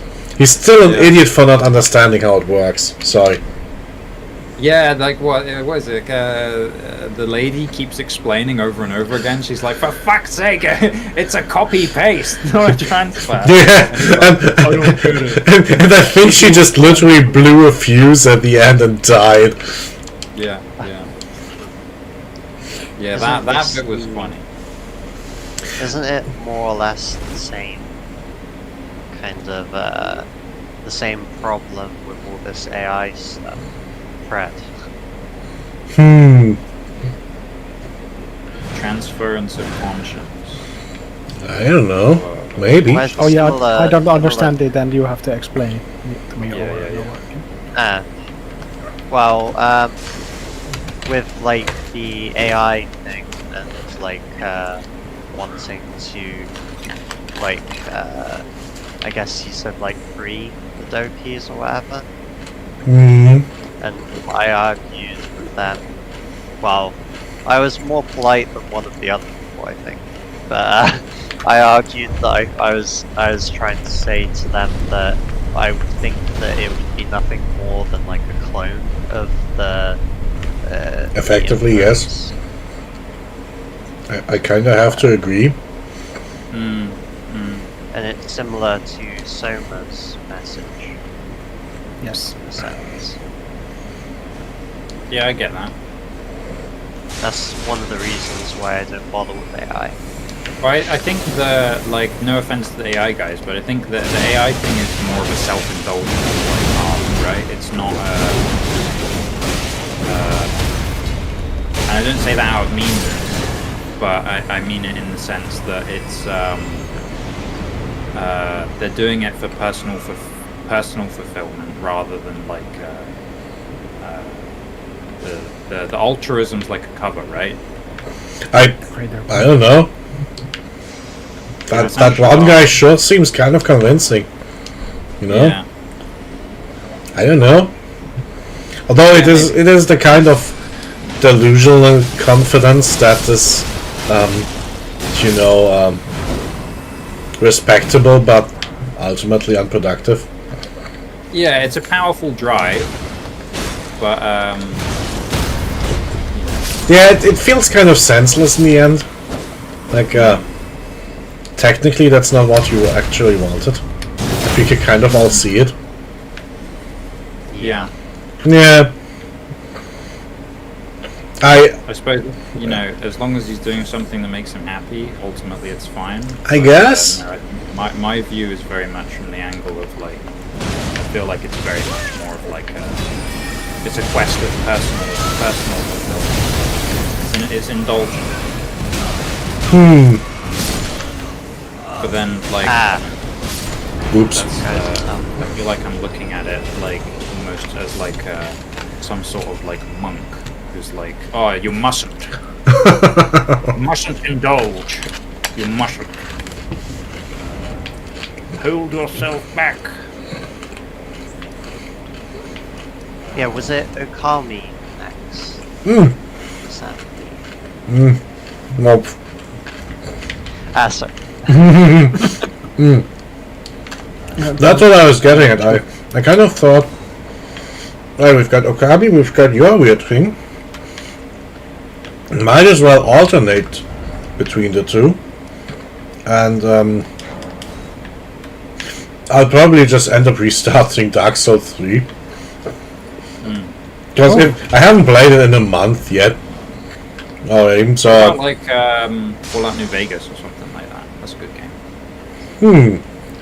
I do want to finish the Dark Souls sometime. So I'll probably try doing Dark Souls 3 from the beginning next after Okami and your Toho thingy.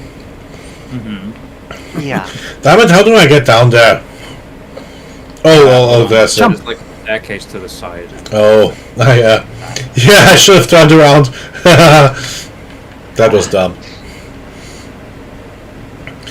Yeah, so I think I'll just try your little your things and then start over with Dark Souls, because I've already forgotten all of it. Well, Dark Souls 3 might, like, the co-op mod might be a little bit more developed by the time you circle back round to that. So we might be able to like set another co-op going. We could do that, but I should also play it by myself. Like That's true. I should do it. Dark Souls is like Elden Ring is just a fun open world ROM. But Dark Souls is like the test of determination and stubbornness. Grit. True grit.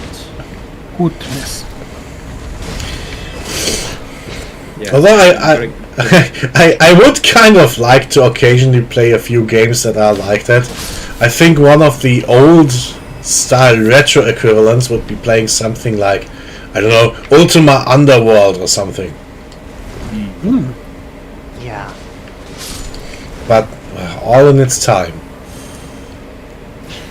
Yeah, we'll get around to it. Yeah, we should. I think I'll just pick from the list of games we have, whatever has quite a few votes, and I just would enjoy playing it. But for now, we've already picked Okami and your Toho shopping game. Yeah. I just keep forgetting what it's called. Mystical. Exactly, mystical ramen stand. We did it. Oh, did you know that there's a Toho and Megaton almost crossover-like game? How is that? Which one's that? That was a bad time to put something in my mouth.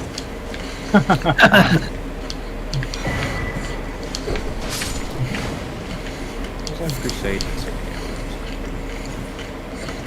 Raises attack power after defeating an enemy. Oh. It's a game that is mechanically it's a Megaton game, but story-wise it's a Toho game. I think it's called something like Sleepless Nights in Arcadia.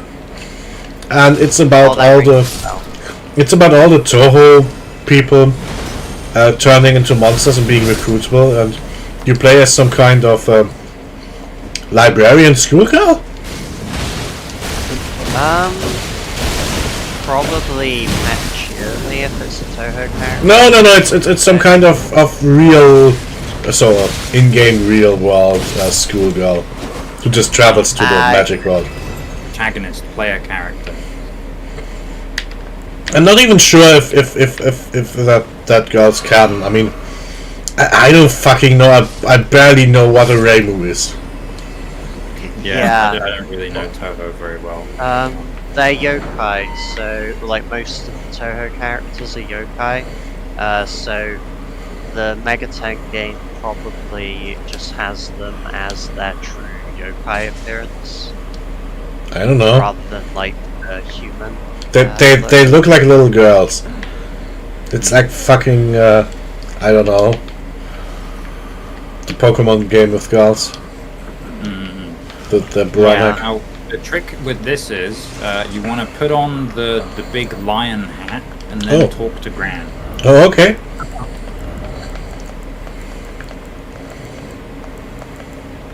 Where is it? All the way at the bottom. There it is. Hello, you. Now talk.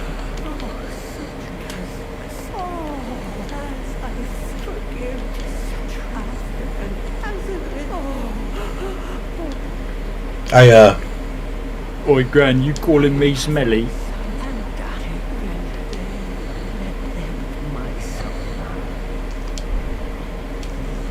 Mesmer? That's a brand of tea over here. Good. Tea.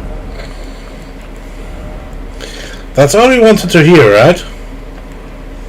Yep. I think she gives you like a spell or Yep. something.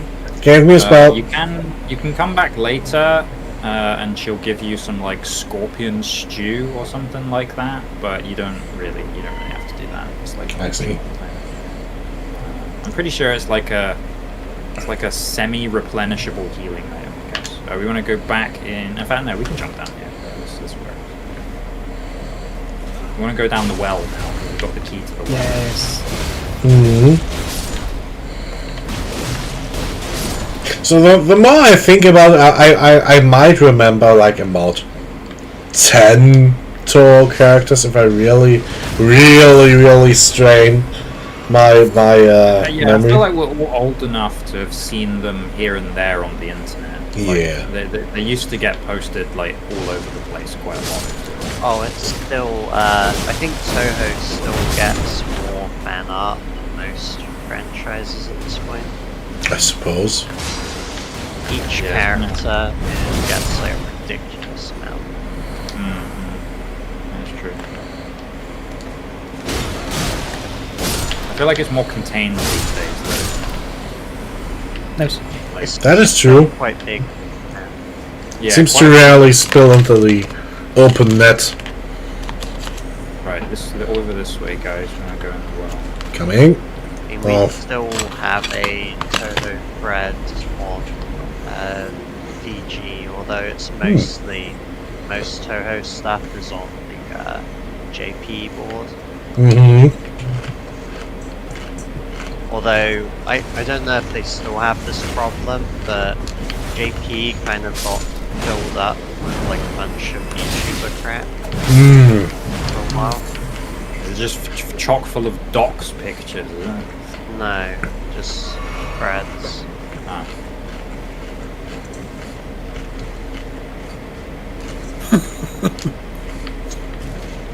not as horrific as I thought. I'm quite unsure what to make of VTubers. Some of them are alright. Other ones, like you start like finding out about like who they really are on the internet and stuff like that, and suddenly you're like, so this entire persona was just a fib. Yeah, that's kind of Off-putting. yeah, and the weird drama. Yeah, Yeah. VTuber drama is a whole nother like can of beans. You know? And then they have like in-character lore and stuff. Like Fuck it, just. Oh, I just kind of hate that stuff. I kind of hate that. That's cringe. they should Whenever- should just throw on the anime girl filter and be themselves. Fuck everything else. Then I would understand it. I like what is it? A lot of the like Polylive people have like super distanced themselves from all that like kind of cringe like role playing, I guess. But yeah, that used to like genuinely, I would not be able to watch it if they started role playing as their character and talking about like. I mean, I guess that is kind of a natural consequence of that weird Japanese idol culture. Yeah, it's like they have to like play the role and like believe the role. You know, like you are the character. Like get into character. Method acting. It's like method acting. It's just as cringe as method acting as well. You hear like all the story. Who's that? The shitty guy who played the Joker like in like modern times, who everybody hates. That guy. And you hear all the stories about how like he was like method acting in quotation marks, but he was just being an asshole to all the people on the set, essentially. Yeah. I was just about to say, I feel like the Western equivalent would be wrestling. Yeah, but like wrestling, but you're only allowed to be a heel. Yeah, I meant to the VTuber thing. Like they always have to stay in character and they're ridiculous characters. Oh yeah, of course, yeah. That'd be funny if we had like fucking The Undertaker VTuber or something. Or if we were going like English wrestling. What was that? You remember when our dad and our little brother were into the English wrestling league? We're for a wrestling while together. Yeah. No, they were. Oh man, they went to see like a couple of live like shows of it and stuff. There was this guy who had like the most generically like. It was like the least like crazy showbiz name you could imagine. It was like he was like Derek or something like that. It was a different name. I can't remember what it was, but yeah, it was just a hilariously boring name. But he was essentially the John Cena of the English wrestling league. He was like the guy, the most important guy. But he just had this super underwhelming name. I guess he must have been like one of the more talented guys there because he was like the face of the face of it, you know. Yeah, that was funny. And he was just like a slightly chubby looking guy as well. He wasn't like muscly. He's just kind of like he looked like he was made of dough. Incredible. But then I guess like I don't know, like, wrestling's all about like core strength and stuff. So you know. You kind of got to have a bit of a dad bod to be like. Yeah. Ones that are all like roided up, I feel like are probably not as good. I mean, being strong fat, I can see that, but just slightly fat, I don't know.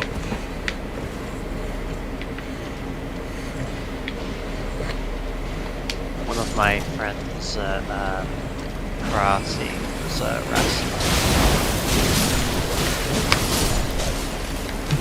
I feel like a wrestler like who knows martial art is like infinitely more like dangerous than than just a normal wrestler. Yeah, Suddenly was breaks good. out judo throws and stuff. And follows it up with the elbow. Yeah. Yeah, he was very good. Yeah, he like hip tosses you and then immediately people's elbow. Fucking shit. Oh man, that's the wombo combo. That's like that's the wrestling equivalent of a charged R2. Oh shit.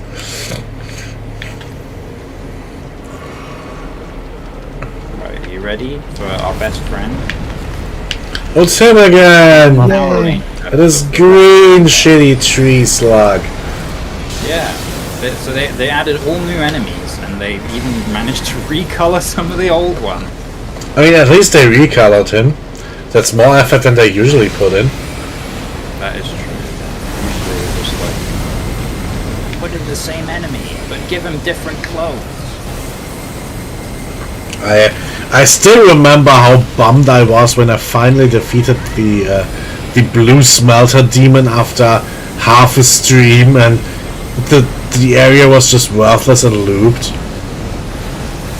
Yeah, so the only true value of killing the blue smelter demon is that you can have the blue smelter sword and the red smelter sword, and you can power stance them, and you kind of feel slightly cooler. Yeah. You know. I see the appeal, but also no. Oh, I looked into that. And, those smelter demons actually do have different models. They aren't just recolors. What? That's kind Yeah, of they actually look different. They're just, it's like subtle a little bit, but if you compare the models, they're fairly different. Incredible. That's good. I never would have guessed. all the more reason for why Dark Souls 2 is the best Souls. Objectively, I'll hear no argument against it. Oh, I think I teleported. The first time that you hear bear seek lest, that got me right. Bear seek less is prime. That's just amazing. Are you stuck in a loading screen? No, I teleported in the wrong Oh, place. okay, cool. Sorry, I just wanted us to teleport here because we found a cross, so we need to talk to Onspan. So effectively, you just got lost. Yeah. Okay. That's This fair. is like the fetch quest of the DLC. It's go find Cross, talk to this guy, find another one, talk to this guy again. Old man, what do you say? It's only been like Doesn't talk. a few months ago, and I learned a new word in this game because these crosses read like I abandon my hand sinister. And Yes. Oh, sinister. I learned it means like a other hand, it doesn't mean sinister hand. Yeah, so Yeah. your arm dextral, so dextral refers to the right Yes. arm, because all swordsmen were trained to be right-handed swordsmen back in the medieval times. And the arm sinistral is your offhand, so it's your left arm. But it used to be just hard-coded left and right, right? So basically nobody was allowed to be left-handed. back in- Yeah, being a left-hander is like devil worship or something. Yeah, basically. I feel like the Inquisition probably would genuinely come along. I mean, it does make sense for towers and staircases. Yeah. I think it genuinely, like where you were saying, like it was kind of hard coded. It just makes sense. If everybody is always thinking this is my right and this is my left, it makes more sense. You don't want someone being like, oh well, my dominant hand's my left, so the right's on the left, right? Right? I didn't And then the even other follow guy- the sentence. Yeah, and then they're just like, what? So am I right about the left being the right? That's right, right? Right. Right? Right. No, left. Left. Oh. Wait, you Who's mean on my other first, left? Your left. Wasn't that? So you mean my westerly hand, right? And then you pull out the compass. That's West. West. It's only Focus. Sweden if I'm facing 45 degree to the left from the sun, rising. On the 5th of June.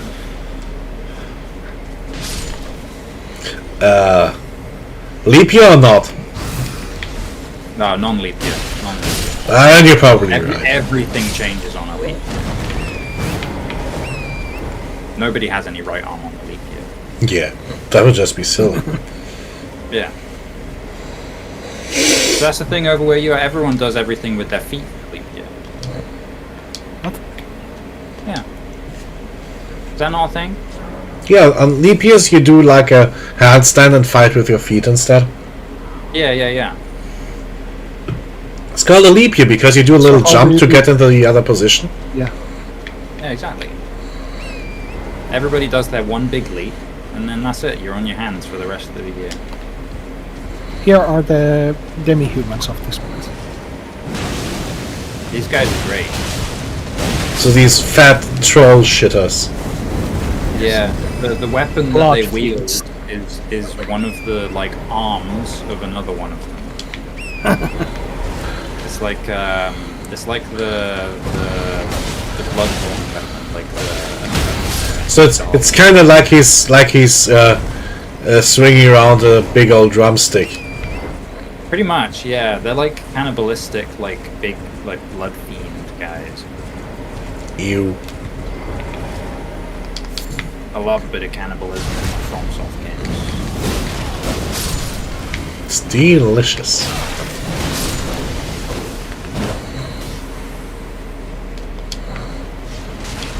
I just imagine that like whoever is like suggesting this, they like go home, they turn on their skin lamp, you know, and they open up their Necronomicon. Yeah.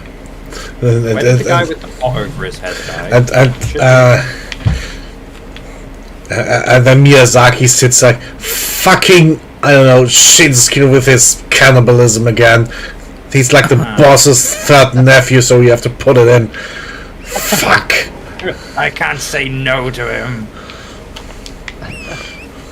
Did anyone kill the shadow man who was holding a pot over his head? 'Cause I can't- What he disappeared. Oh, he disappeared. Oh, fuck. Okay, right. I need to go back to the Grace. Okay. What he had. Anyway, Those guys maybe dropped the Skadu tree fragments. Oh, so the priority targets. They're like a required kill, basically, for DLC progression. It's kind of annoying, but Oh, I see. that's what happens when they tie like progression to item like getting, you know. So it's like a second kind of leveling.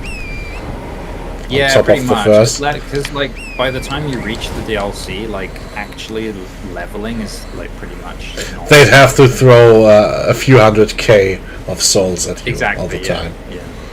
And they do. Yeah, they do. Only with the bosses though. Yeah. Because like you think like the normal enemies here. How much does this guy get? It's not like these fucking trolls just give you 20,000 souls per kill or so, yeah? Yeah, Oh, he even glitters a little bit like one of these pillbox. I got him. Oh, nice.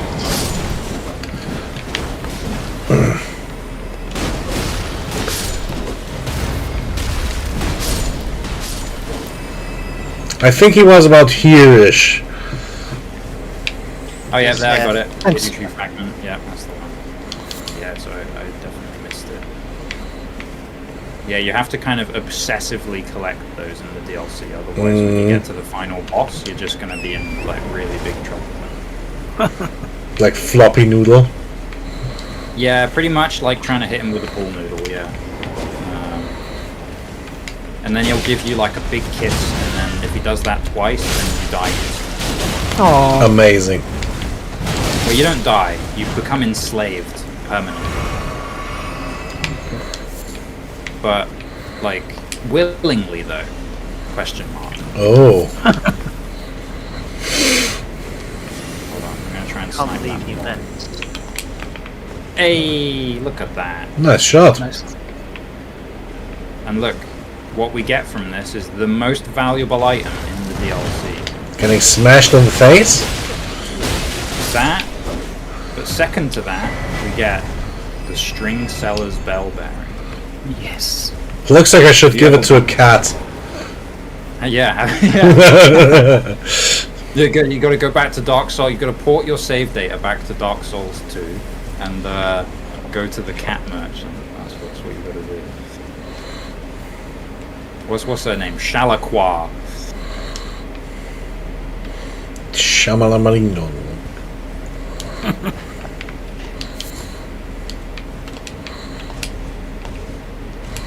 God, they had some weird names in Dark Souls too.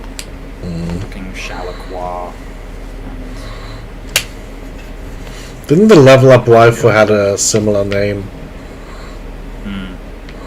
What was Wasn't her she name? just Emerald?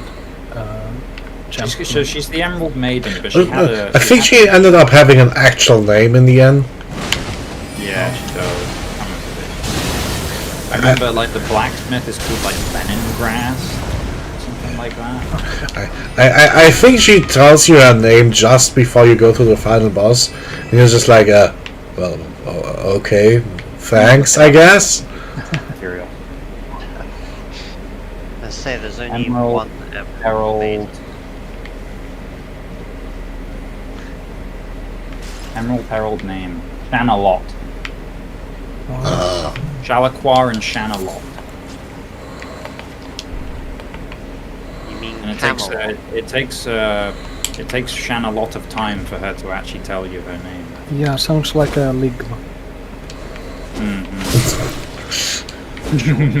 We go to Camelot.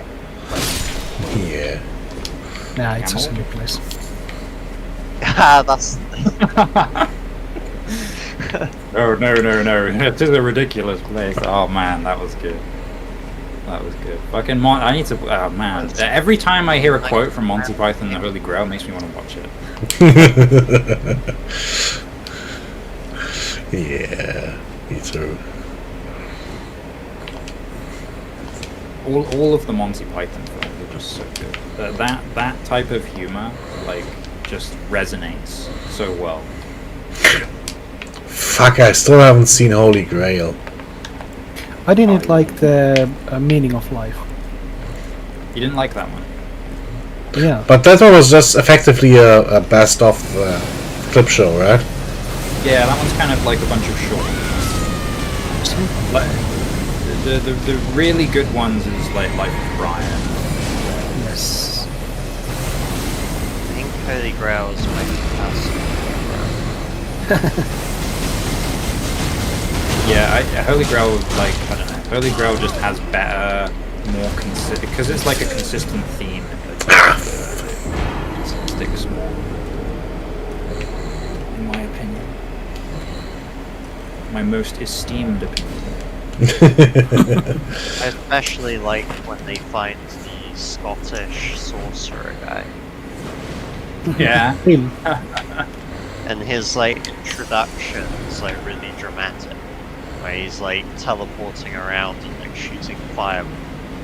Oh yeah, he keeps like making lightning strike everywhere and like shooting fireballs and stuff.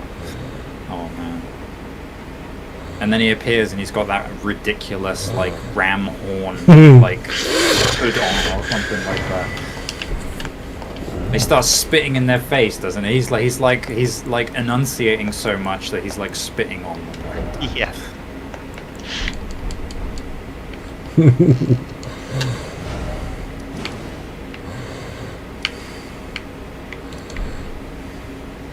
I like the Riddle Bridge. The Riddle Bridge is a really good bit of one.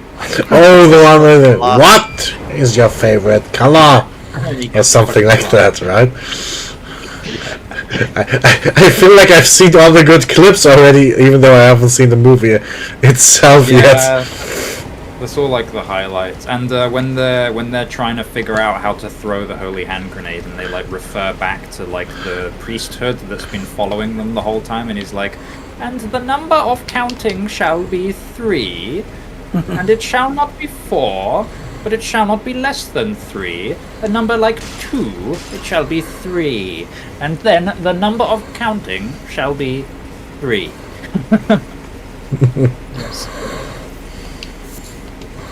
Oh man, that's great. They only get like halfway through their scripture and then they get interrupted. It's like, oh, it's 3 then. Chucks it.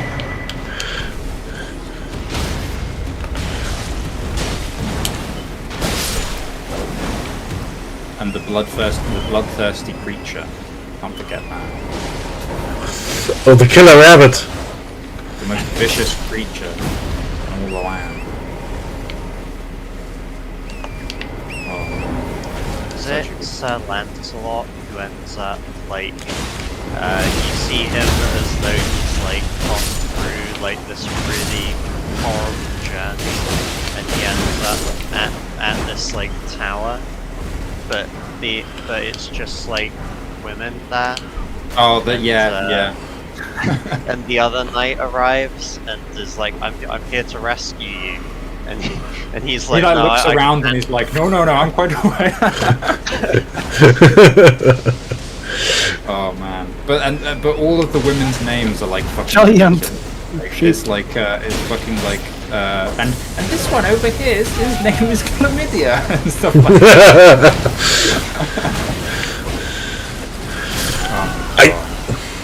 Oh, you got golden sheep. Yeah. Cheap salt. I feel like that is we're gonna like relate back to Greek myth again. Isn't there like something to do with like golden sheep? The golden fleece or something. Ah, the golden fleece. Is that of Jason? Jason I think so. Fleece? Ah, yeah. That's Like he went out to get like this swanky old rug or something, and it's really important because I don't remember. Isn't that whole tale is about like that they're going on a boat, right? It's Jason and the Argonauts. Yeah. Which I'm gonna be honest, it sounds like they want to go to space. And When you hear the word Jason and the Argonauts, all I hear is so he wants a spaceship, right? yeah, it sounds like a Flash Gordon spin-off. Yeah. And they had like skeletons that lived at 10 frames per second or something like that. Yeah, that's Oh, true. yeah, What are they called? Were they called like Dragon Tooth Warriors or something like that? Oh, I don't remember. it was like Spartan wheels. Ah, Sparatoy, that's the one. Oh, yeah, they had stop motion skeletons. Yeah, and the Cyclops was great as well. Oh yeah. I can't remember what the fucking Cyclops island is called. I played enough Total War Saga Troy to I should know all these locations, but I don't. I don't know. That was like the only Total War Saga game that I actually enjoyed, the Troy one, even though it was kind of not a very good Total War game. I don't think I played the Saga once. They're all shit. Don't buy them. Oh, okay. I think the only one I spent any decent amount of time with was Shogun 2. Yeah. Like don't do any of the Saga ones. Like, Yeah, they're bad. You pay like fucking almost like £100 or something, and then you get like 20 hours of gameplay. Oh shit! So it's basically just scenario shit of weird mods or something. Yeah, like the main one that I use as like the bad example is Thrones of Britannia, and that one is literally just evil, and it's just terrible. So it's basically like Star Trek Infinite. Sounds awful. That's effectively just a Stellaris mod they sold. Yeah. Oh yeah, I remember that when that released. Yeah, didn't that get hyped up quite a lot? It was like It we did. were excited for like Star Trek Stellaris, and then it came out, and then they did not add any further content to it whatsoever. Yeah, and it's effectively just a fixed scenario. Yeah, it was just dead on arrival. Yeah, I mean, for what it was worth, I enjoyed it, but I feel like surely there's just a mod for Stellaris that is just like, there is. has more. There is. Okay. This much. I've played it. There is.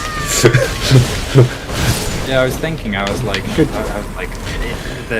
has to be, right? Because like the Stellaris modding community is pretty Yeah. solid. I mean, it's no Kaiserreich or anything, but it exists. This talisman, you might quite like it, Stefan. So Ooh. it works very slowly, but it's constant mana regen. Ooh. But it's very slow. I mean, that means I could finally use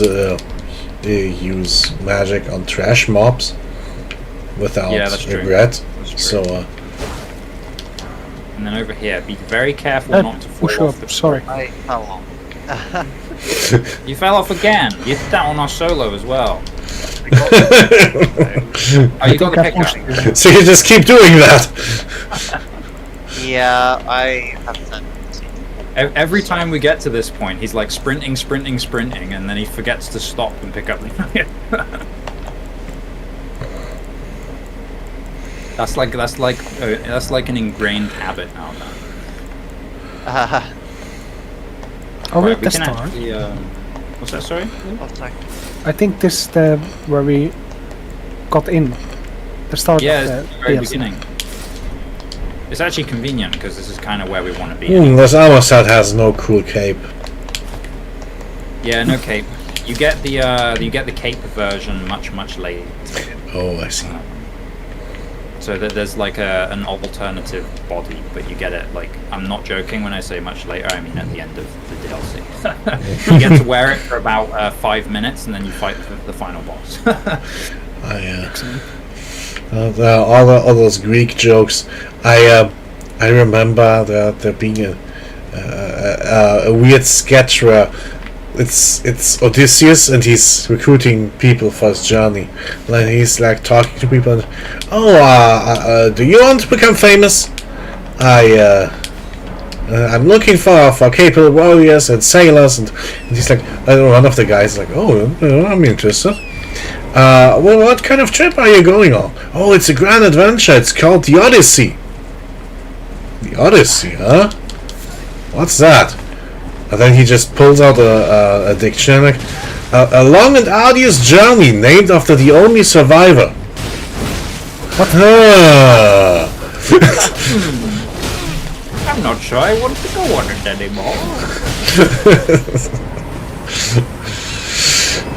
Yeah, that's not good advertising. Not very much. Not good advertising. Safety not guaranteed. Yeah. Oh, I just kind of I just gave myself flashbacks there of that old. Have you ever seen that Chrono Trigger parody about the safety not guaranteed guy? I don't even know which game is Chrono Trigger again. The one that's not Final Fantasy, but it is about it's about Goku going going time traveling. Interesting. I don't know that I've ever heard of that. I know the name Chrono Trigger rings a bell. Pretty much an Earthbound. That's Chrono Trigger. Okay. I mean, it really gets hyped up, but that's because it is really fucking good.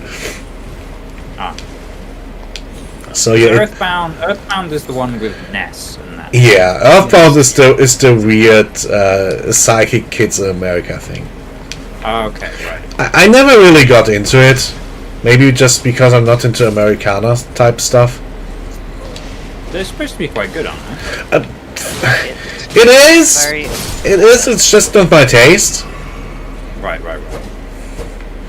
It's kind of, it almost reminds me of being a sort of Undertale style RPG before Undertale, but more traditional. As in, You guys like, all found it has- Yeah, it has the weird NPCs and funny events and stuff and occasional odd episodes, but there is an actual standard RPG underneath. It's just that your trash mobs are things like if you go in the woods, you fight like tree monsters and then bats and moles. Right. Yeah, and- is that like the story and the characters and stuff are kind of wacky, like Undertale type games, I guess. Yeah, but yeah, the actual game is still a standard Super Nintendo era RPG instead of being either quirky or indie or anything. Right. That sounds interesting. It's kind of hard to believe that a game like that was made by a big studio. That is true. Oh, well, it feels more indie, doesn't it? Yeah, Well, the writing is a bit like more is witty, right? yeah, It's less corporate feeling, I guess, like less Yeah. kind of crowd pleasing. in a way, the sequel feels much more normal because it's an actual fantasy story with serious moments and everything. And although it has its very, very odd and goofy moments. Yeah. I like the Angry Video Game Nerd video about Earthbound, if you haven't heard it. No, I don't think I've I seen used that. to like watching Angry Video Game. I haven't watched that guy in years, to be honest. Yeah. Same. I don't think he does. He doesn't do anything anymore, really. I think he still does everything. I think he's still doing it. But it's like Simpsons, like, it's more like out of obligation. Yeah, he's kind of Prank, dumb. He just so keeps. he has to, Yeah, he just keeps doing it. He needs to do a map pat and retire gracefully. I think that's about 5 years past by now, maybe 10. Oh, I think Oh, he there's wanted no to break. like finish with the movie, but then he just didn't. He just didn't. wasn't Yeah. the movie like not super good? Or am I thinking of it? I don't think it was very good. Oh, it was very good or not very good? Not very good. No. Oh, not very good. Okay. Yeah, I thought so. YouTuber movies never are any good, are they? Yeah, that's true. Can you? I think the bad like blood started when he used like crowdfunding, and it wasn't like very common back then. So people are like, "What? He's asking for money from fans?" Yeah. Yeah. And then he still did it on his own time instead of. Oh look, it's your sheepy sister. Oh, Hello there. Hey, painting. What a good time to tune in. Yeah, I'm gonna be honest. I have no idea where that painting actually is, like the ghost to like pick up that painting. But I mean, we got it. Now we're about to go fight this giant guy. Oh, this guy. we've never beaten him. It's Cuphead. Oh, he's super easy. Basically, if he stomps, you want to double jump with your. Hello. So you jump over the wave of fire. Oh, I actually just. Zoom. Oh, I missed.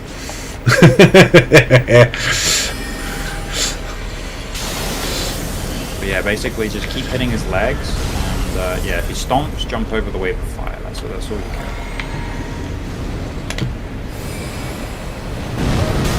Oof. You get the timing down. It's basically the moment his leg hits the ground, you should be in the air. I didn't learn it.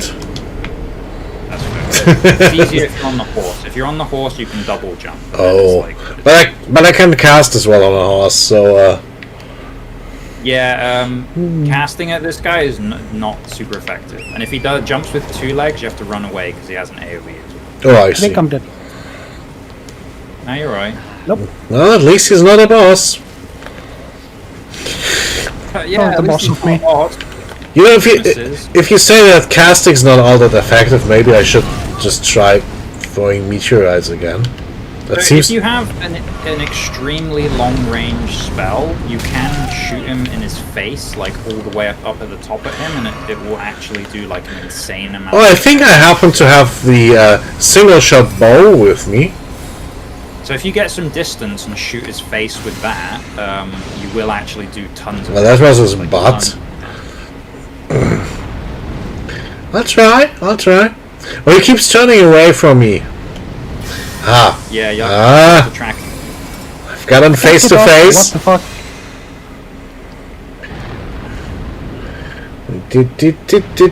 All about time.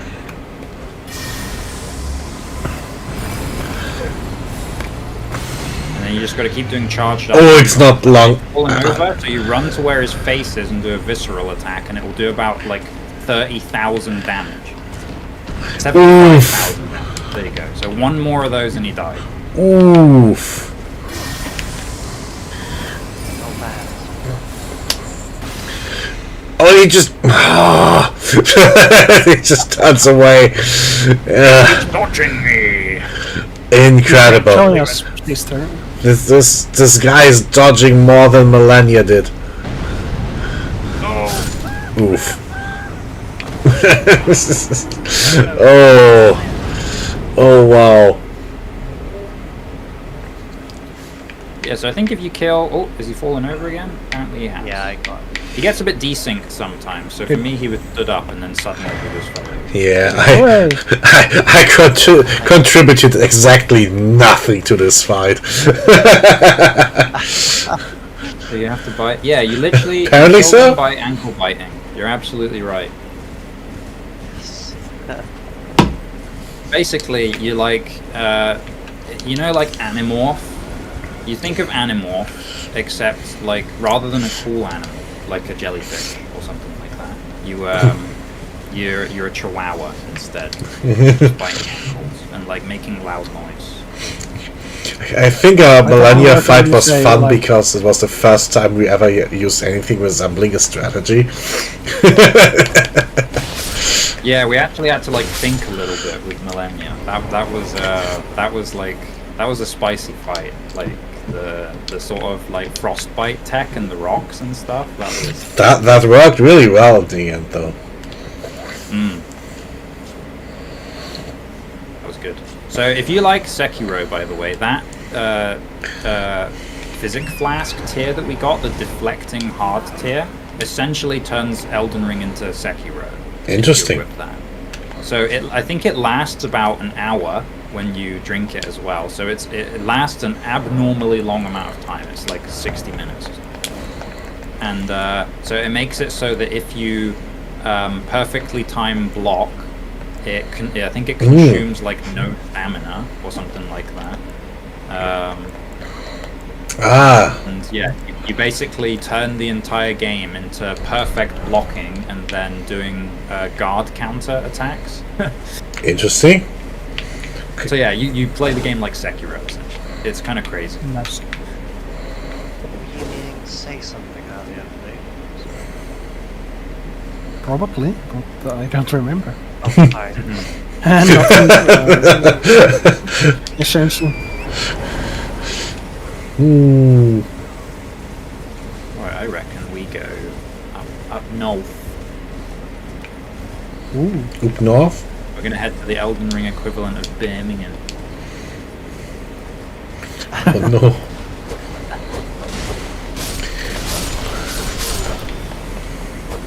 I mean, this really is kind of like England. All these little shadow guys are carrying little knives around with them. You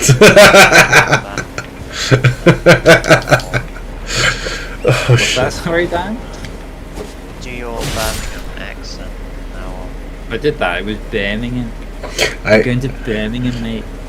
it really was just hacking at the ankles until it fell on his face and then stabbing the face for 80,000 damage. Yeah. So essentially, the tech with the giant is their ankle. So each ankle, or well, I say ankle. Each leg has like a. Think of it as having like a durability, like health bar. So you're like damaging the legs. Does it respawn? Should we just show it off again? No, it doesn't respawn. Ah, There's more shit. of them like further on. Oh, okay. Like those ones. You essentially, Yay. you know, like if say with like Blue's giant hammer, that like poise breaks enemies really easily. So you're essentially doing that 3 times to the giant, and it doesn't matter which leg you do. You could do like one leg 3 times, or you could do like each leg 1 time or whatever. And then they'll fall over, and you have to run over to their face and do a visceral attack. That's like the only way to kill them. There are some others in the game that require a very slightly different strategy. So you'll notice in the DLC that you can craft these giant pots, so the hefty pots. There's a particular giant pot type called a furnace, like hefty furnace pot that you'll get at some point. If you throw one of those into the top of one of the like giant like Wicker Man guys, it insta-kills them. Ooh. Well, it pretty much insta-kills them. It does about the same amount. Yeah, you got it. Effectively. Explain my round. Yeah, basically hit it until it falls and then. Pro tip: keep shooting the enemy until it dies. Yeah. So, point if blank you're- annihilation.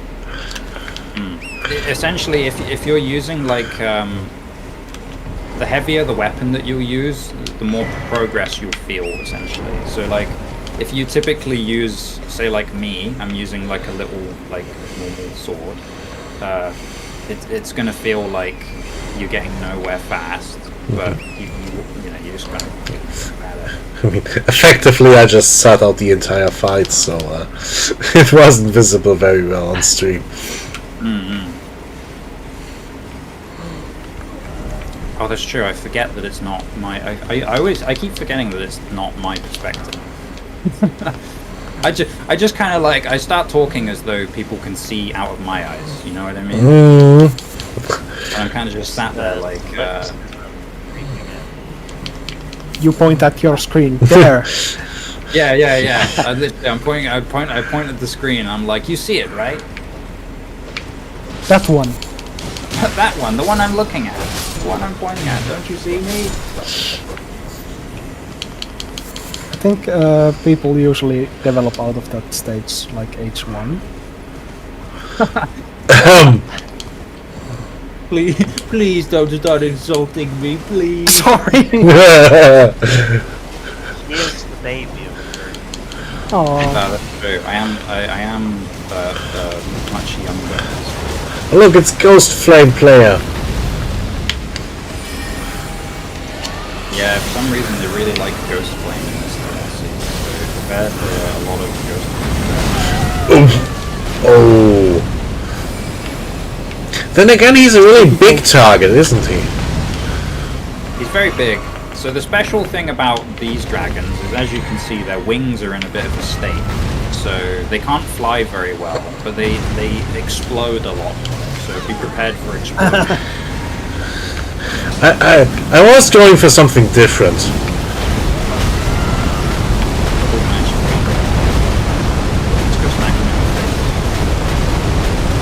I think this should hit him very well. That was the good stuff. Ow. everyone has like the boss heads, right? Yep. Yep.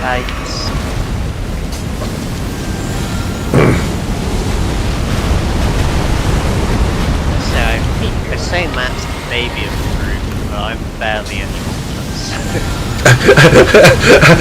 I seriously assumed you were the younger brother.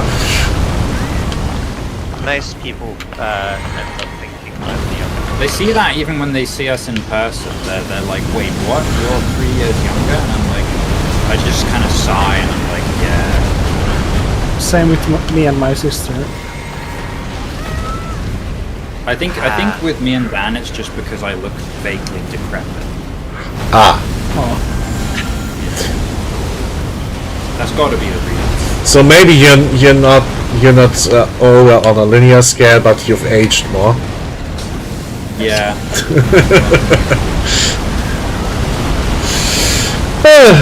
Maybe, what's that movie where the guy ages in reverse? Maybe I'm a bit like that. Ah. I remember that, but I don't know what it's called. I can't remember. there's at There we least a Philip K. Dick book about that, but Yeah. there's a movie about it. Dorian Gray. No, that's the guy with the painting, wasn't it? Oh, Oh. yeah. Maybe not. I think at I'm gonna least. grab this button right here. Yeah, no, I think I got that wrong. I haven't actually seen it or read it or anything, so... Did everyone grab the great katana? It's great. It's great. It's great. It's great. Dick's weapon. Is it any good though? It feels very nice to use, I'll tell you that much. Satisfies your Especially inner if you do the Sephiroth. accent. Use what, sorry, Blue? If you use the accent. Oh, you constantly have to Yeah. talk like Tony the Tiger while using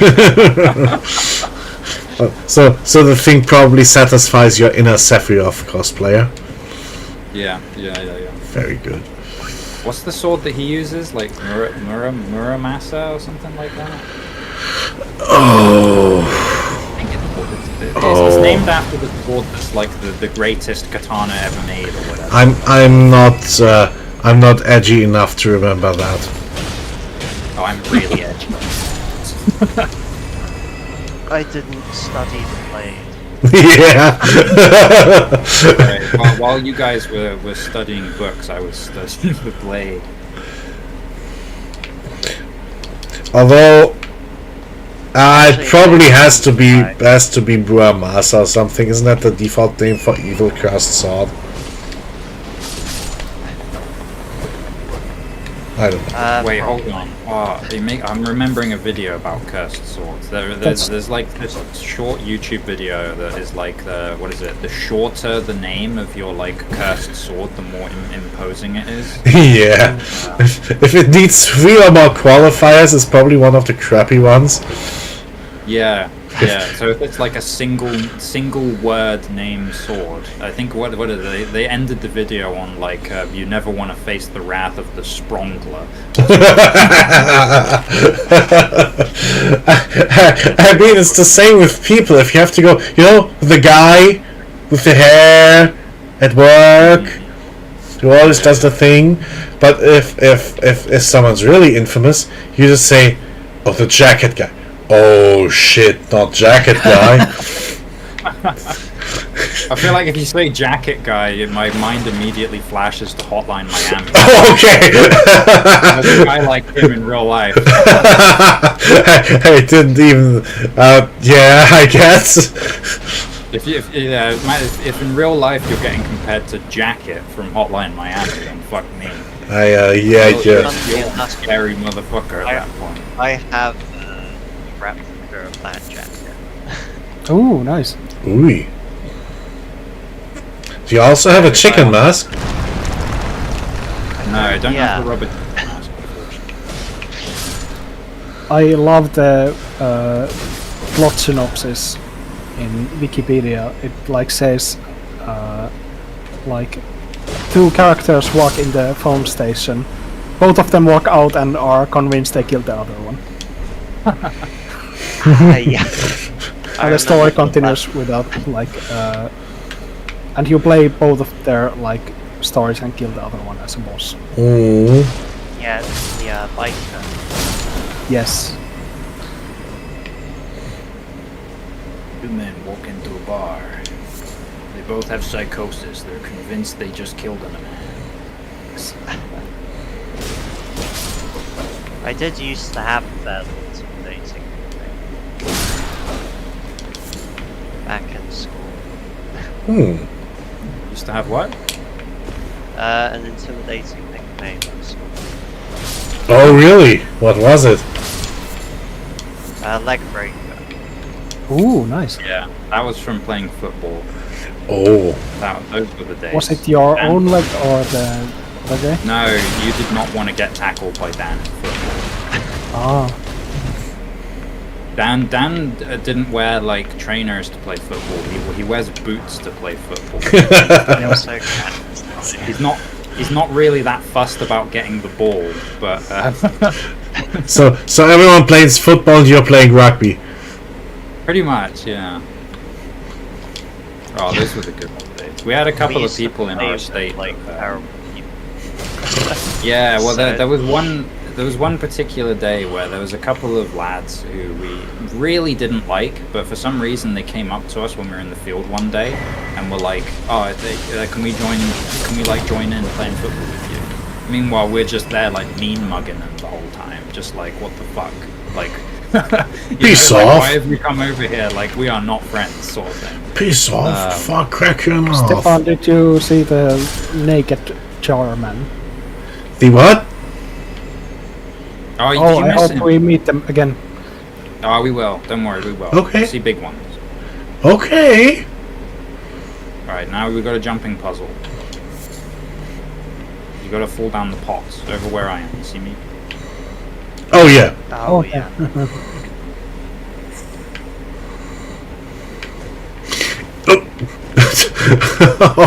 That was oddly lenient of the game.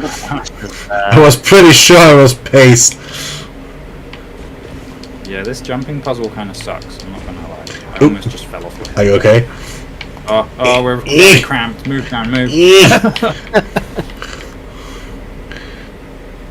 I'm gonna try and get the bonus.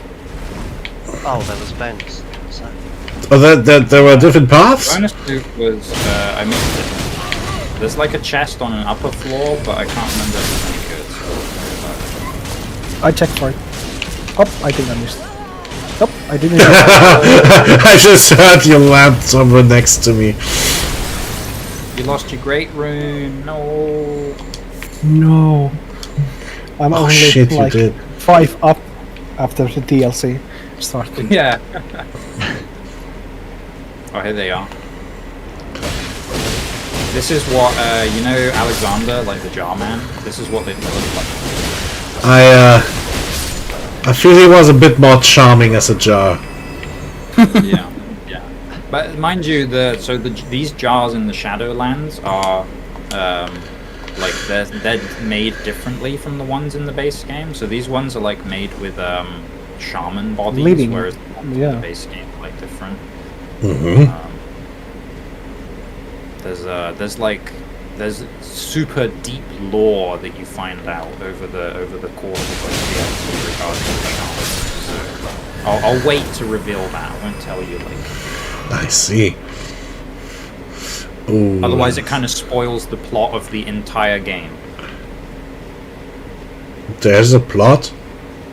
That's like the reason, like, so obviously, like, the base game Elden Ring, like, everything's gone to shit because of, like, the shattering and stuff like that, right? Alright, I gathered as much. And you just The fix it. DLC essentially reveals why, like, America shattered, like, the Elden Ring, and so on and so forth, essentially. For attention? No, it's for, like, more genocidal reasons. Oh. Okay. which I thought you it was find- like heritage, like she has like so many children and she's like, okay, you get the half and you get the half and you get the half. No. It's different, completely different. Trust me. Source, trust me, bro. I watched like two like hour-long video essays. I know myself. I watched two. So someone else made it up.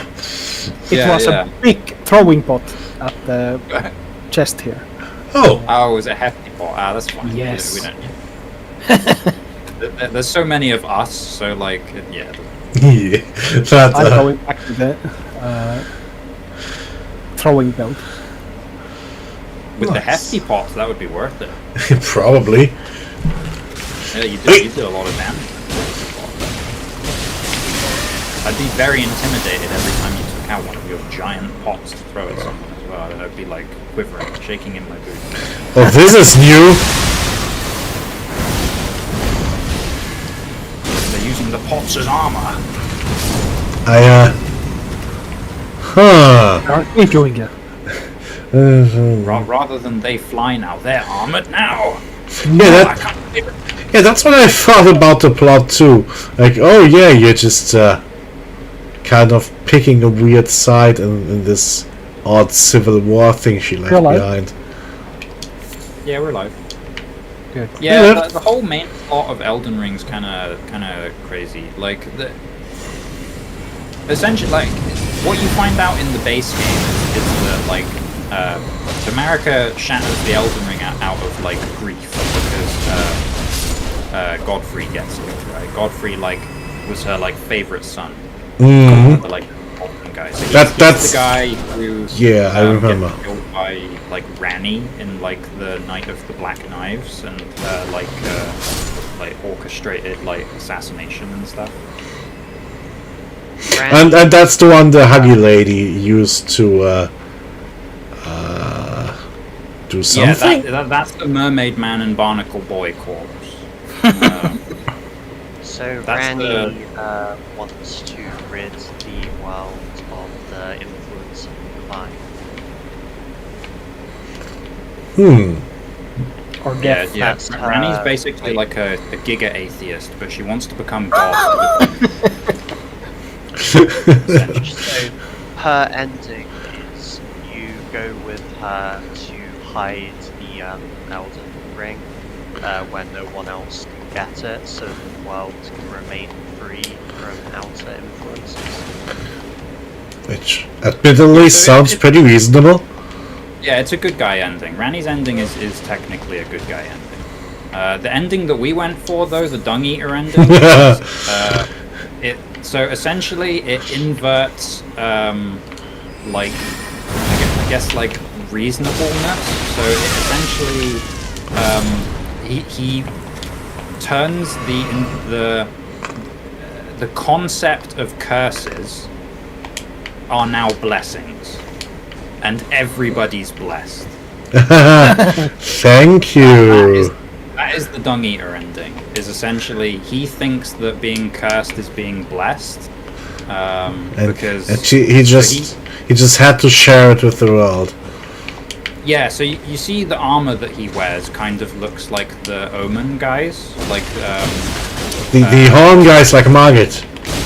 yeah, like Morgott and stuff, and those guys are considered cursed, right? So he's like emulating cursed being essentially. He regrets being born as a human. He wanted to be born as an Omen, essentially. So he styles himself after an Omen. So everyone hates them, and he's kind of like reverse racist. Yeah, basically. He's, like, even though the omens are kind of generally bad, like, you know, they're kind of like somewhat warranted hatred towards them. Hold on, there's an easier way to jump that. Come this way. Yeah, this way. Oh, you made it. Wait, you made the difficult jump? Okay. It's just you just have to Yeah. jump really, really late. Pure skill. Yeah, one free grenade. That is right, though, in Ranny's ending, if you choose to follow her path to the point where you get gifted the Moonlight Sword, that's, You're married. Oh, I think I got stuck again. Good. Here we go again. Where are you? Yeah. Hold on. I'm right behind the pots. If Hold on. You don't have to. You don't have to jump over them.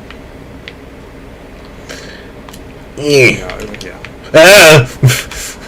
I just slid off. Ready. I don't know. I insist.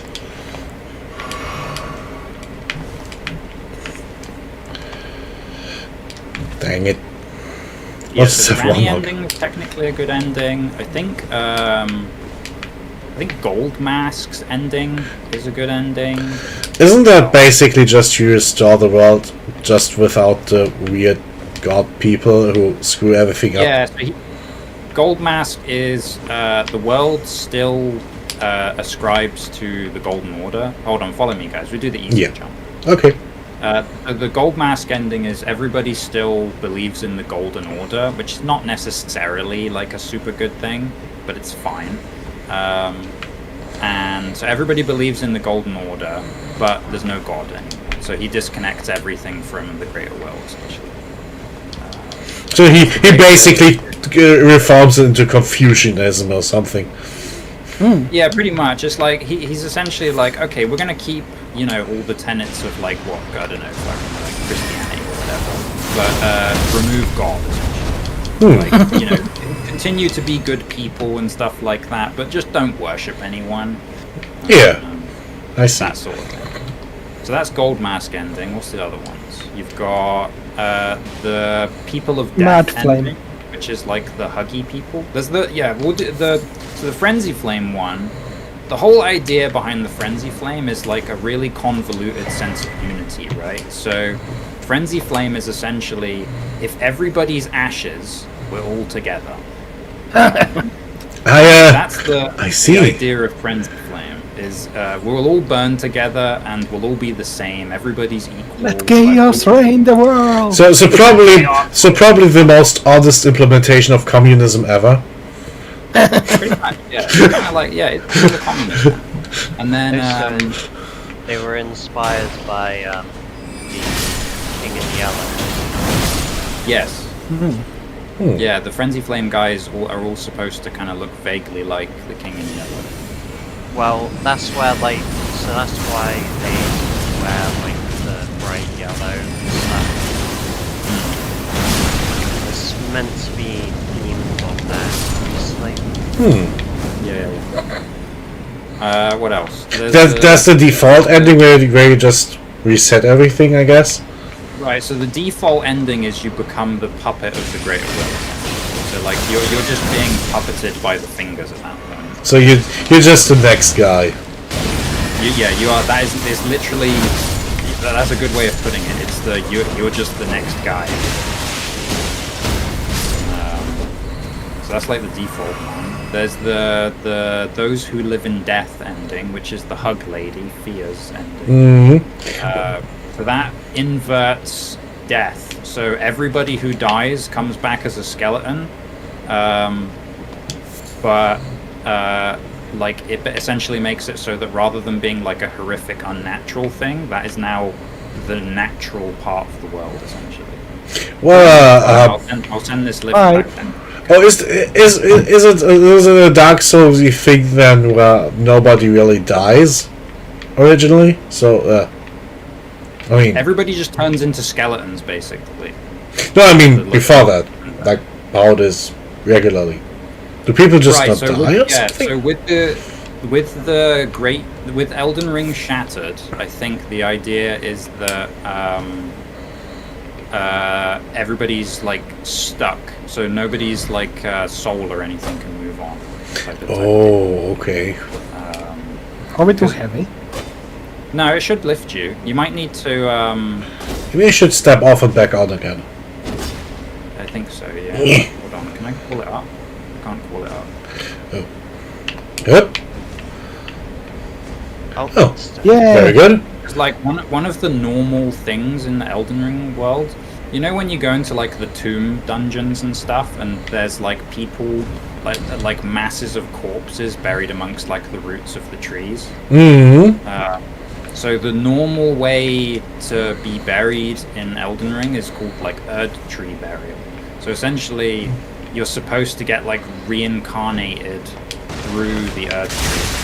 That's like the Golden Order's whole thing. You get buried amongst the roots of the Erd Tree, and like eventually you'll get like reborn. It's kind of like it's like recycling but for souls. Ah, okay.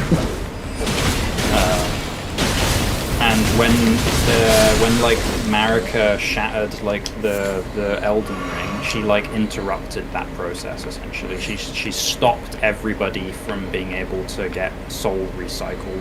Oh, so people just kind of get back up after they're killed. Yes, that's why when you sit down at a bonfire, everybody's alive again. I see. That's the explanation. So this would probably a good place for that people die if they are killed meme. Fucking, what is it? That's Fate Stay Night. I think. I think Sword so. Man, like Unlimited Sword Man. I don't know. I just know the meme. I tried reading that and I was just immediately assaulted by a wall of banal shit.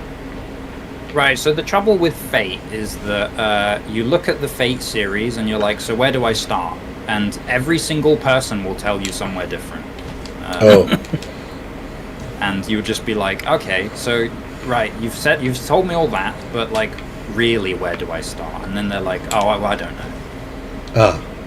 I just saw, it's got catch and stuff, so I didn't bother. Yeah, I figured it can't be worth all the work you have to put in.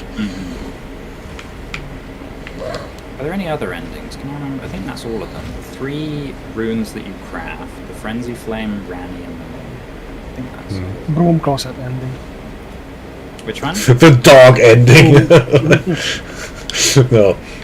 That would be funny if there was like some stupid hidden ending where you just give the Elden Ring to like random dog or something. Amazing. It just plays like Castle Crashers style credits where it's like fucking like goofy credits. You guys ever played Castle Crest? Nope. Oh, okay. I just made a reference to nobody. So Yeah. I finished the double book.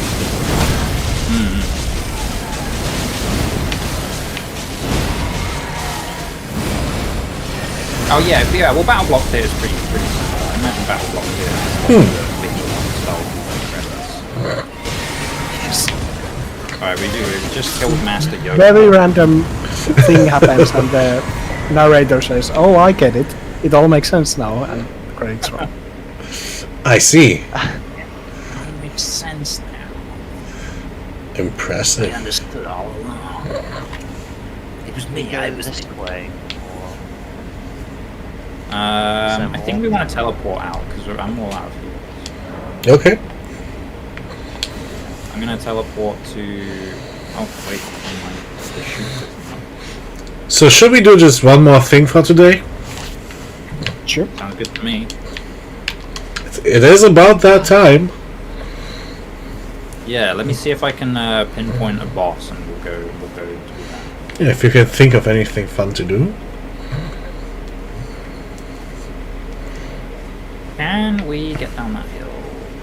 Do you have anything interesting planned for tomorrow? After work, anyway. Oh, me? Yeah, well, I don't know. You all do. I mean, I know what Matt's. No comments. Are we doing something tomorrow? No, I was just wondering if you guys had anything interesting happen. Oh, I'm free. Or anyone in chat. Yeah, I'll probably. I'm like semi-permanently or regularly playing with my local friends on the other days. So Nice. I'll probably. We'll probably play a bit of that hunt game. Not a hunting game. That cowboy monster hunting extraction shooter. Oh, what is it? Honey Showdown. Yeah, I think it was just called Hunt Showdown, and then they had to shove in a year for some reason. But yeah, it's, I was always curious about like buying that game, and every time it went on sale, I'd sit there like umming and ahhing over it, but then I never got it. I mean, I've put in a shitload of time. But that's basically just because I have people to play it with. By myself, I wouldn't have. You know? Yeah, that's fair. Me and Dan at the moment, we're I think we've said before, we're like rewatching the original Digimon series. Aha. Oh, where are you So going? that's kind of our jam at the moment. What was that, sorry, Blue? At what part are you right now? Like, So- in Digimon? Currently, we're at the part where they defeat Devamon, like the first Oh, at the kind of villain. End. It's the Yeah, end end of of the season one. first arc. Oh. Well, season 1 has like 54 episodes, and we're like on episodes, I want to say like 14 or something like that. Oh, okay. Early days. We watch like we don't have too much time to like watch, so we watch like what is it, like 2 episodes on a Tuesday, and that's about all we get for the week. Yeah. I think that's where I like dropped off or something. That's at least the part I remember like clearly. I Should- get, Yeah, like, Should probably I get catch up on some anime as hours well. or not hours. When What's that story, when we Stefan? were Oh, I said I should probably catch up on a few anime as well. I've kind of stacked them up, and the only one I really watched of the last few seasons was. Oh, I'm disconnecting. Oh, Oh, should I? I'll just kick you out again. I think the only one I managed to actually watch was Kaguya. Okay. Is that Kaguya? Is that the Kaguya Sama Reborn or something like that? It's with the two smarty pants trying to trick each other into confessing, Man, and it's Oh, it's Death most Note. not quite, but the plans are that's as like the convoluted. Undertones. That's the undertones of Death Note. Yeah. No, not that. Yeah, I get such powerful nostalgia when we're watching like Digimon. It's like every time they like digivolve or something like that, it literally like, I don't know, it's like I almost get like tears in my eyes. Like it's like powerful nostalgia. That is like that's a real like childhood show. Even though I don't feel like we even watched that much Digimon when we were young, but I don't know, it hits different. By contrast, I imagine rewatching the Pokemon anime would probably be Yeah, not quite as powerful, I don't think. Oh, Pokemon anime is a little bit too much like it's like watching The Simpsons or something. Ooh, delicious in Dungeon. Yeah, I've got that. I've got that somewhere in my backlog.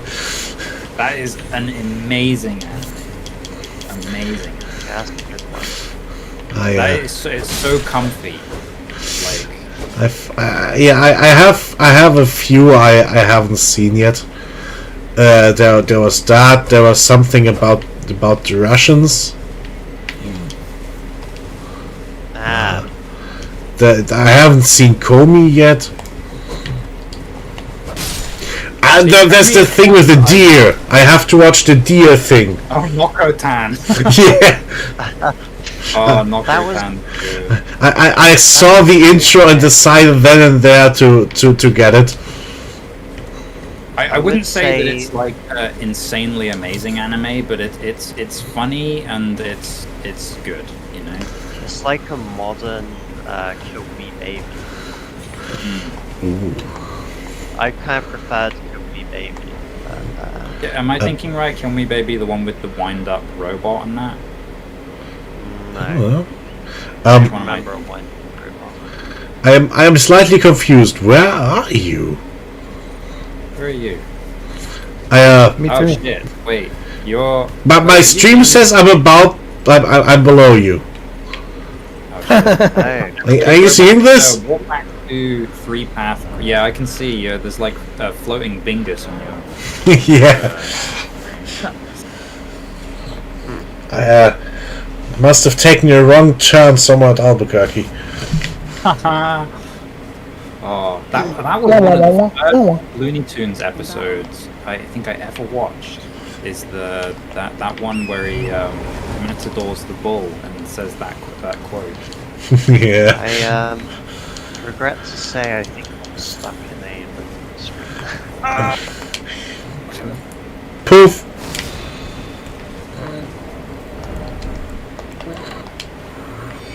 Yeah, I think like well, actually, I feel like maybe the reason why I'm not like remembering Digimon as much from childhood is because we watched the English dub of Digimon when we were kids, and it's Yeah. where like rather than having like the extremely good like fitting music and stuff like that, it just does the fucking Digimon digital that grindy nonsense. and then like when Yeah. they're doing like digivolutions and like they're having this like really like touching moment or like an important fight or something, it just goes duh Digimon and you kind of just stand there like, why is it playing this like electronic like techno stuff? Yeah. Whereas in the original, you get like a sick guitar riff every time someone evolves. Oh yeah, it's fucking amazing. It literally like the moment the animation starts for the evolution, it's like a fucking open hand like guitar. That's something they did way better over here. They generally kept the original soundtrack and just had the voice actors sing a more or less translated version. Like sometimes it's translated pretty accurately, and sometimes it's just make up shit about friendship and sing to the melody. Some words don't carry, like Japanese translating to anything else, like especially like Latin descended languages like Awadar is it doesn't work very well at all. Not very much. They have differ in pretty much weird- everything.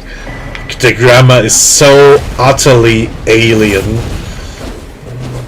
in just have between really them. weird expressions and stuff. You know? And everything's ordered completely differently.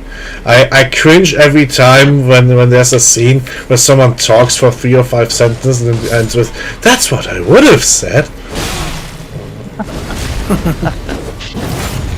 I had or to, like sorry, you go now. Oh, I was gonna say I was always very nervous talking to people in Japan, with using translate or something like that. Because when I was doing artwork, the various shows and stuff like that, sometimes character's voice actor would say thank you and stuff. And you get so nervous trying to make sure you're being thanking them for being because you kind of both thank each other kind of thing, right? And you're stuck in this politeness judo fight. Yeah, and hoping desperately, because I know not a single word of Japanese, so Yeah. hoping that I'm not saying something bad. Your mother was a hamster and your father smelled of elbow.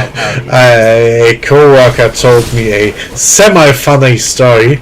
He was in Korea, and some guy just spilled his drink on him, and he tried to say, "Oh, it's fine. Don't mention it. It's fine." Don't bother.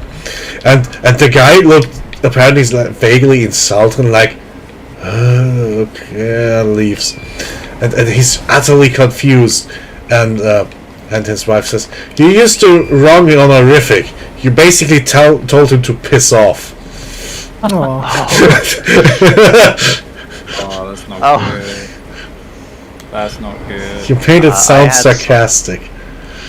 I had something kind of similar in a sense. here's a Scarlet Tree fragment. I hope everyone. Oh. Ooh, Oh, nice. Oh, is it on the statue? good eye.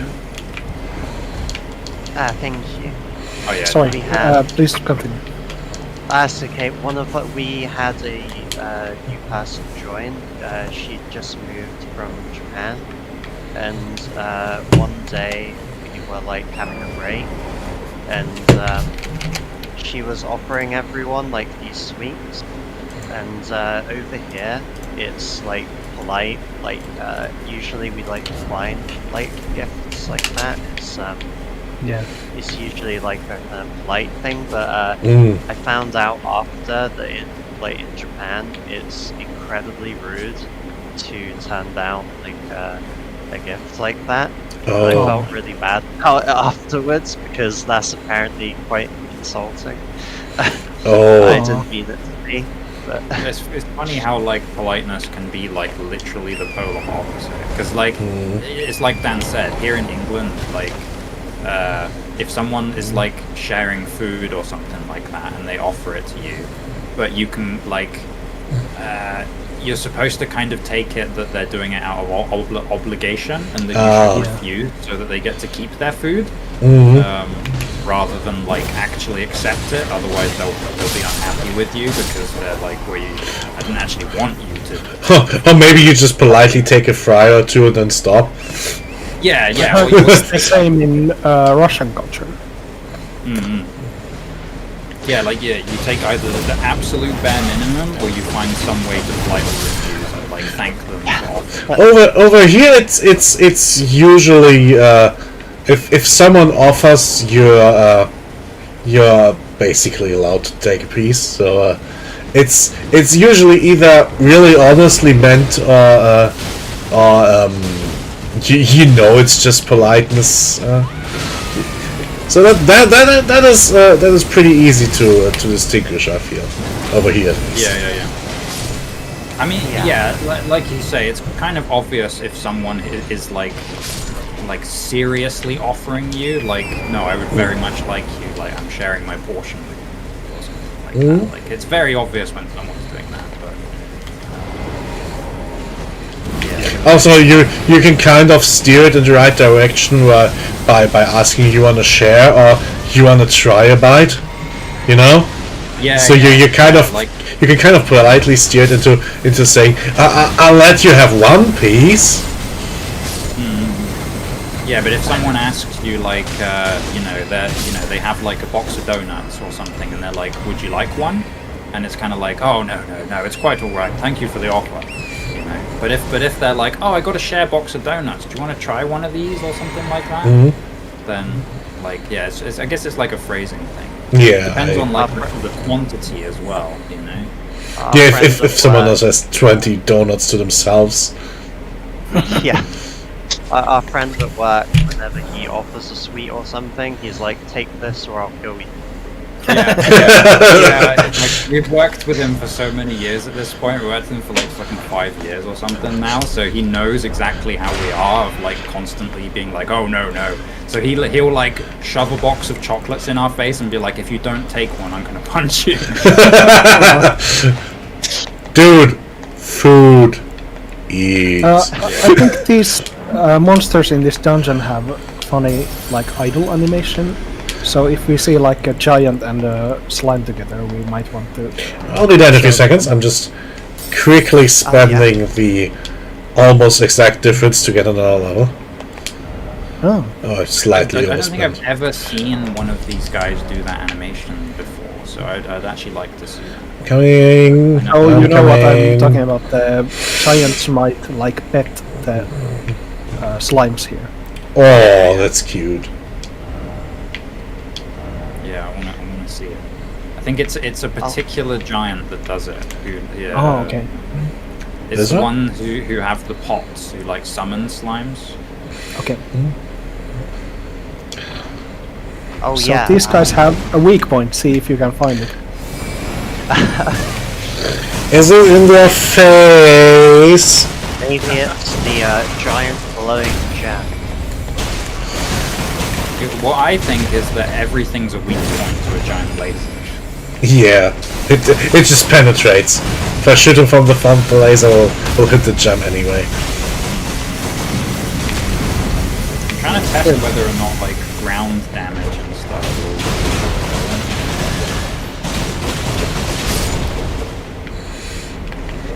Oh yeah, we. Sorry, you go. I was gonna say we will be watching the new Digimon stuff. Let's sing to sister from. I Yeah. just messaged her. Yeah, it's yeah. we just didn't know how to fit it into the conversation. I try not to ramble too much about Digimon because I could go on. Please do. Oh, feel free. I think I've rambled enough about Star Trek and stuff already, so. He shows Yeah. me occasionally. Dan will show me like some of the like evolutions and stuff from Digimon, and I'm just staring at them like. So you're telling me this giant T-Rex evolves into this hairy old man, and this just makes sense. and it's an upgrade, no less. Yeah. Like, so you're telling me the adult form of this guy Well- is it like a skeletal mammoth, and he evolves into like. Usually the pattern is like, it goes like dinosaur, robot dinosaur, Gundam, Yeah, and then that maybe like anime character. that is a perfectly natural progression. And a consistent rule with Digimon is that if you want, so you can get like Anjay Mon, right, who is the male like angel guy, and then like the Anjay Wumon will typically, for some reason, be much more difficult to get. I wonder why. Yeah, I wonder why. And that's like a consistent thing. Was that what you told me, Dan? That like most of them are kind of the same. They're like harder to get. It varies depending on whether you're talking about like video games or e-packs or whatever. Oh yeah, that's true actually. Oh, I It's heard. not got. Oh, sorry. After you. I think I mentioned this already, but I heard like it's very hard to find a Digimon video game that everyone agrees like this is for newcomers. Yeah. Yeah. I think I should probably just jump in at the deep end and try that what was it called? Cyber Detective or something? Oh, cyber. Yeah, that! I think I should just load it up and try it. Cyber Sleuth basically plays like a mix of Persona and like with more Pokemon elements. Oh. I guess. I see. Interesting. Persona in a Hacker's good Memory. way, like Persona 3. Hacker's Memory is like it's a sequel, but it's not. As in, like, the story is it's the same time period and the same setting, but from a different perspective, like a different character. Okay. Wait, is this the guy? Or- No, it's a different guy. This guy doesn't have a plot.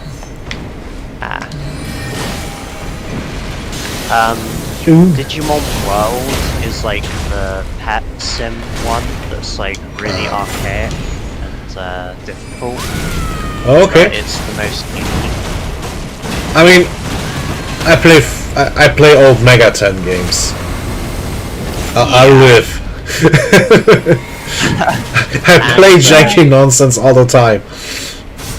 If you like crazy convoluted games, you might like Cyrillim. Huh. Cyrillim is like taking Pokemon to like the absolute logical extreme of like complexness and like difficulty. Oh yeah, I think I bought it on your recommendation, Dan. Like the ultimate thingy? Cyrillim Yeah. Ultimate, yeah. Although I didn't get around to playing it yet. I have to in that game I have to switch off the, so it's like a turn-based game, right? But I have to have turned off all of the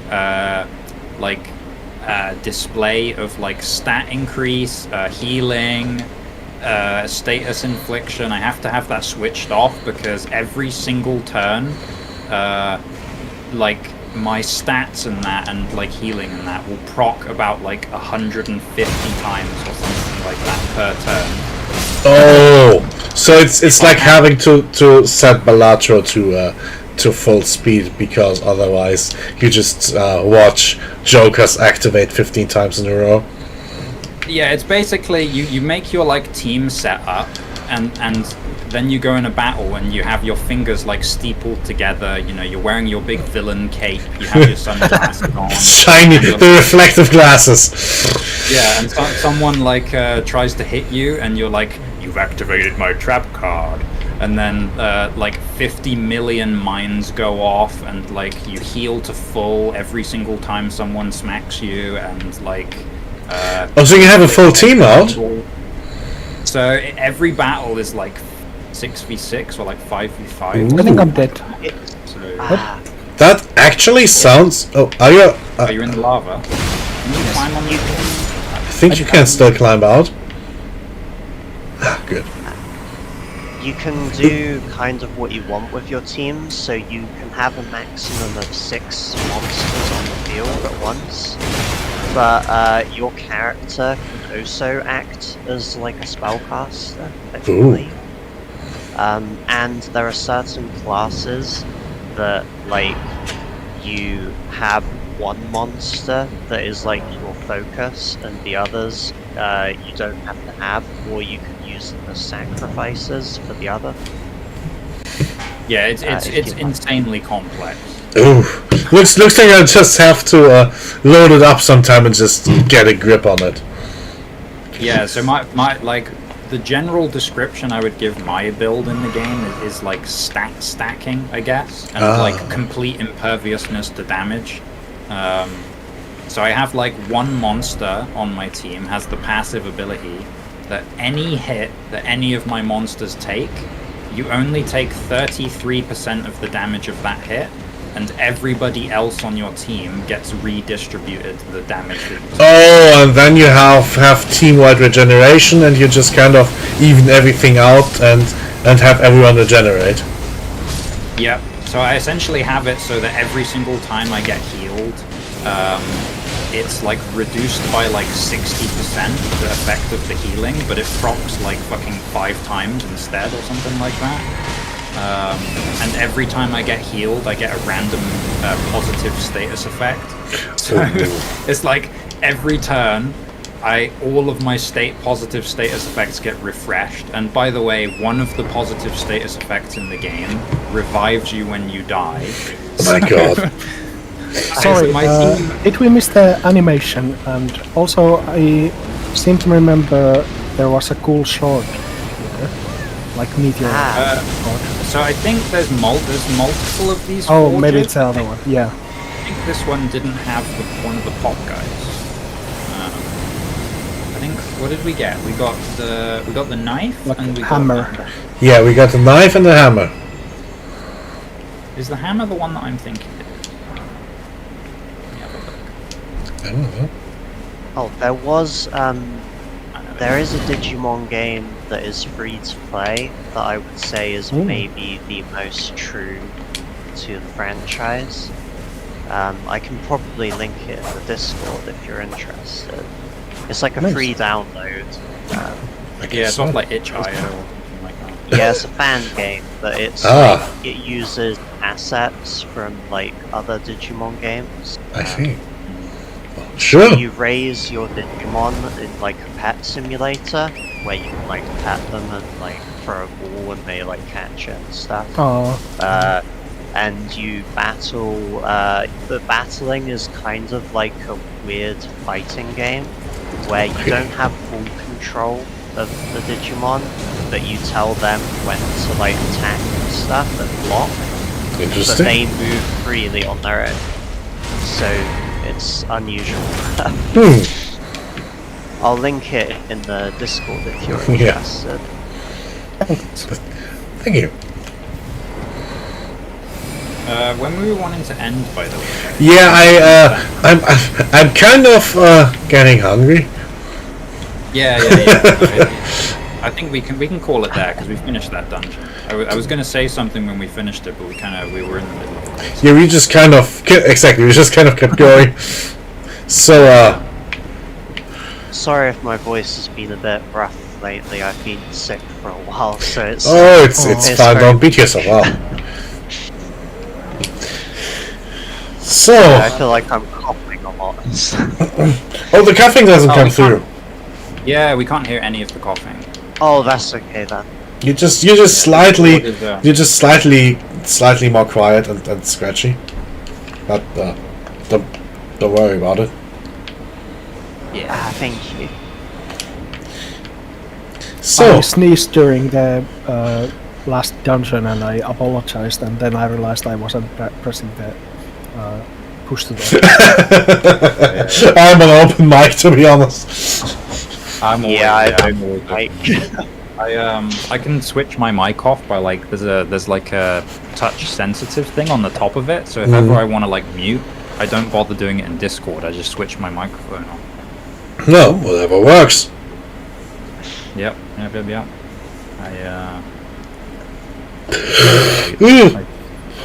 Sorry about that. Right. That's right. Thank you all for coming. Yeah, Thank you. Right. And we'll continue on Wednesday, right? Yeah, 5 o'clock Wednesday. Probably. Well, oh, right. Yeah. You're 5 o'clock, of course. All right. Yeah. 6. Yeah. Yeah, my 6 and your 7 blue, right? Perfect. Very good. So the usual, it's office day again, so I need the extra hour.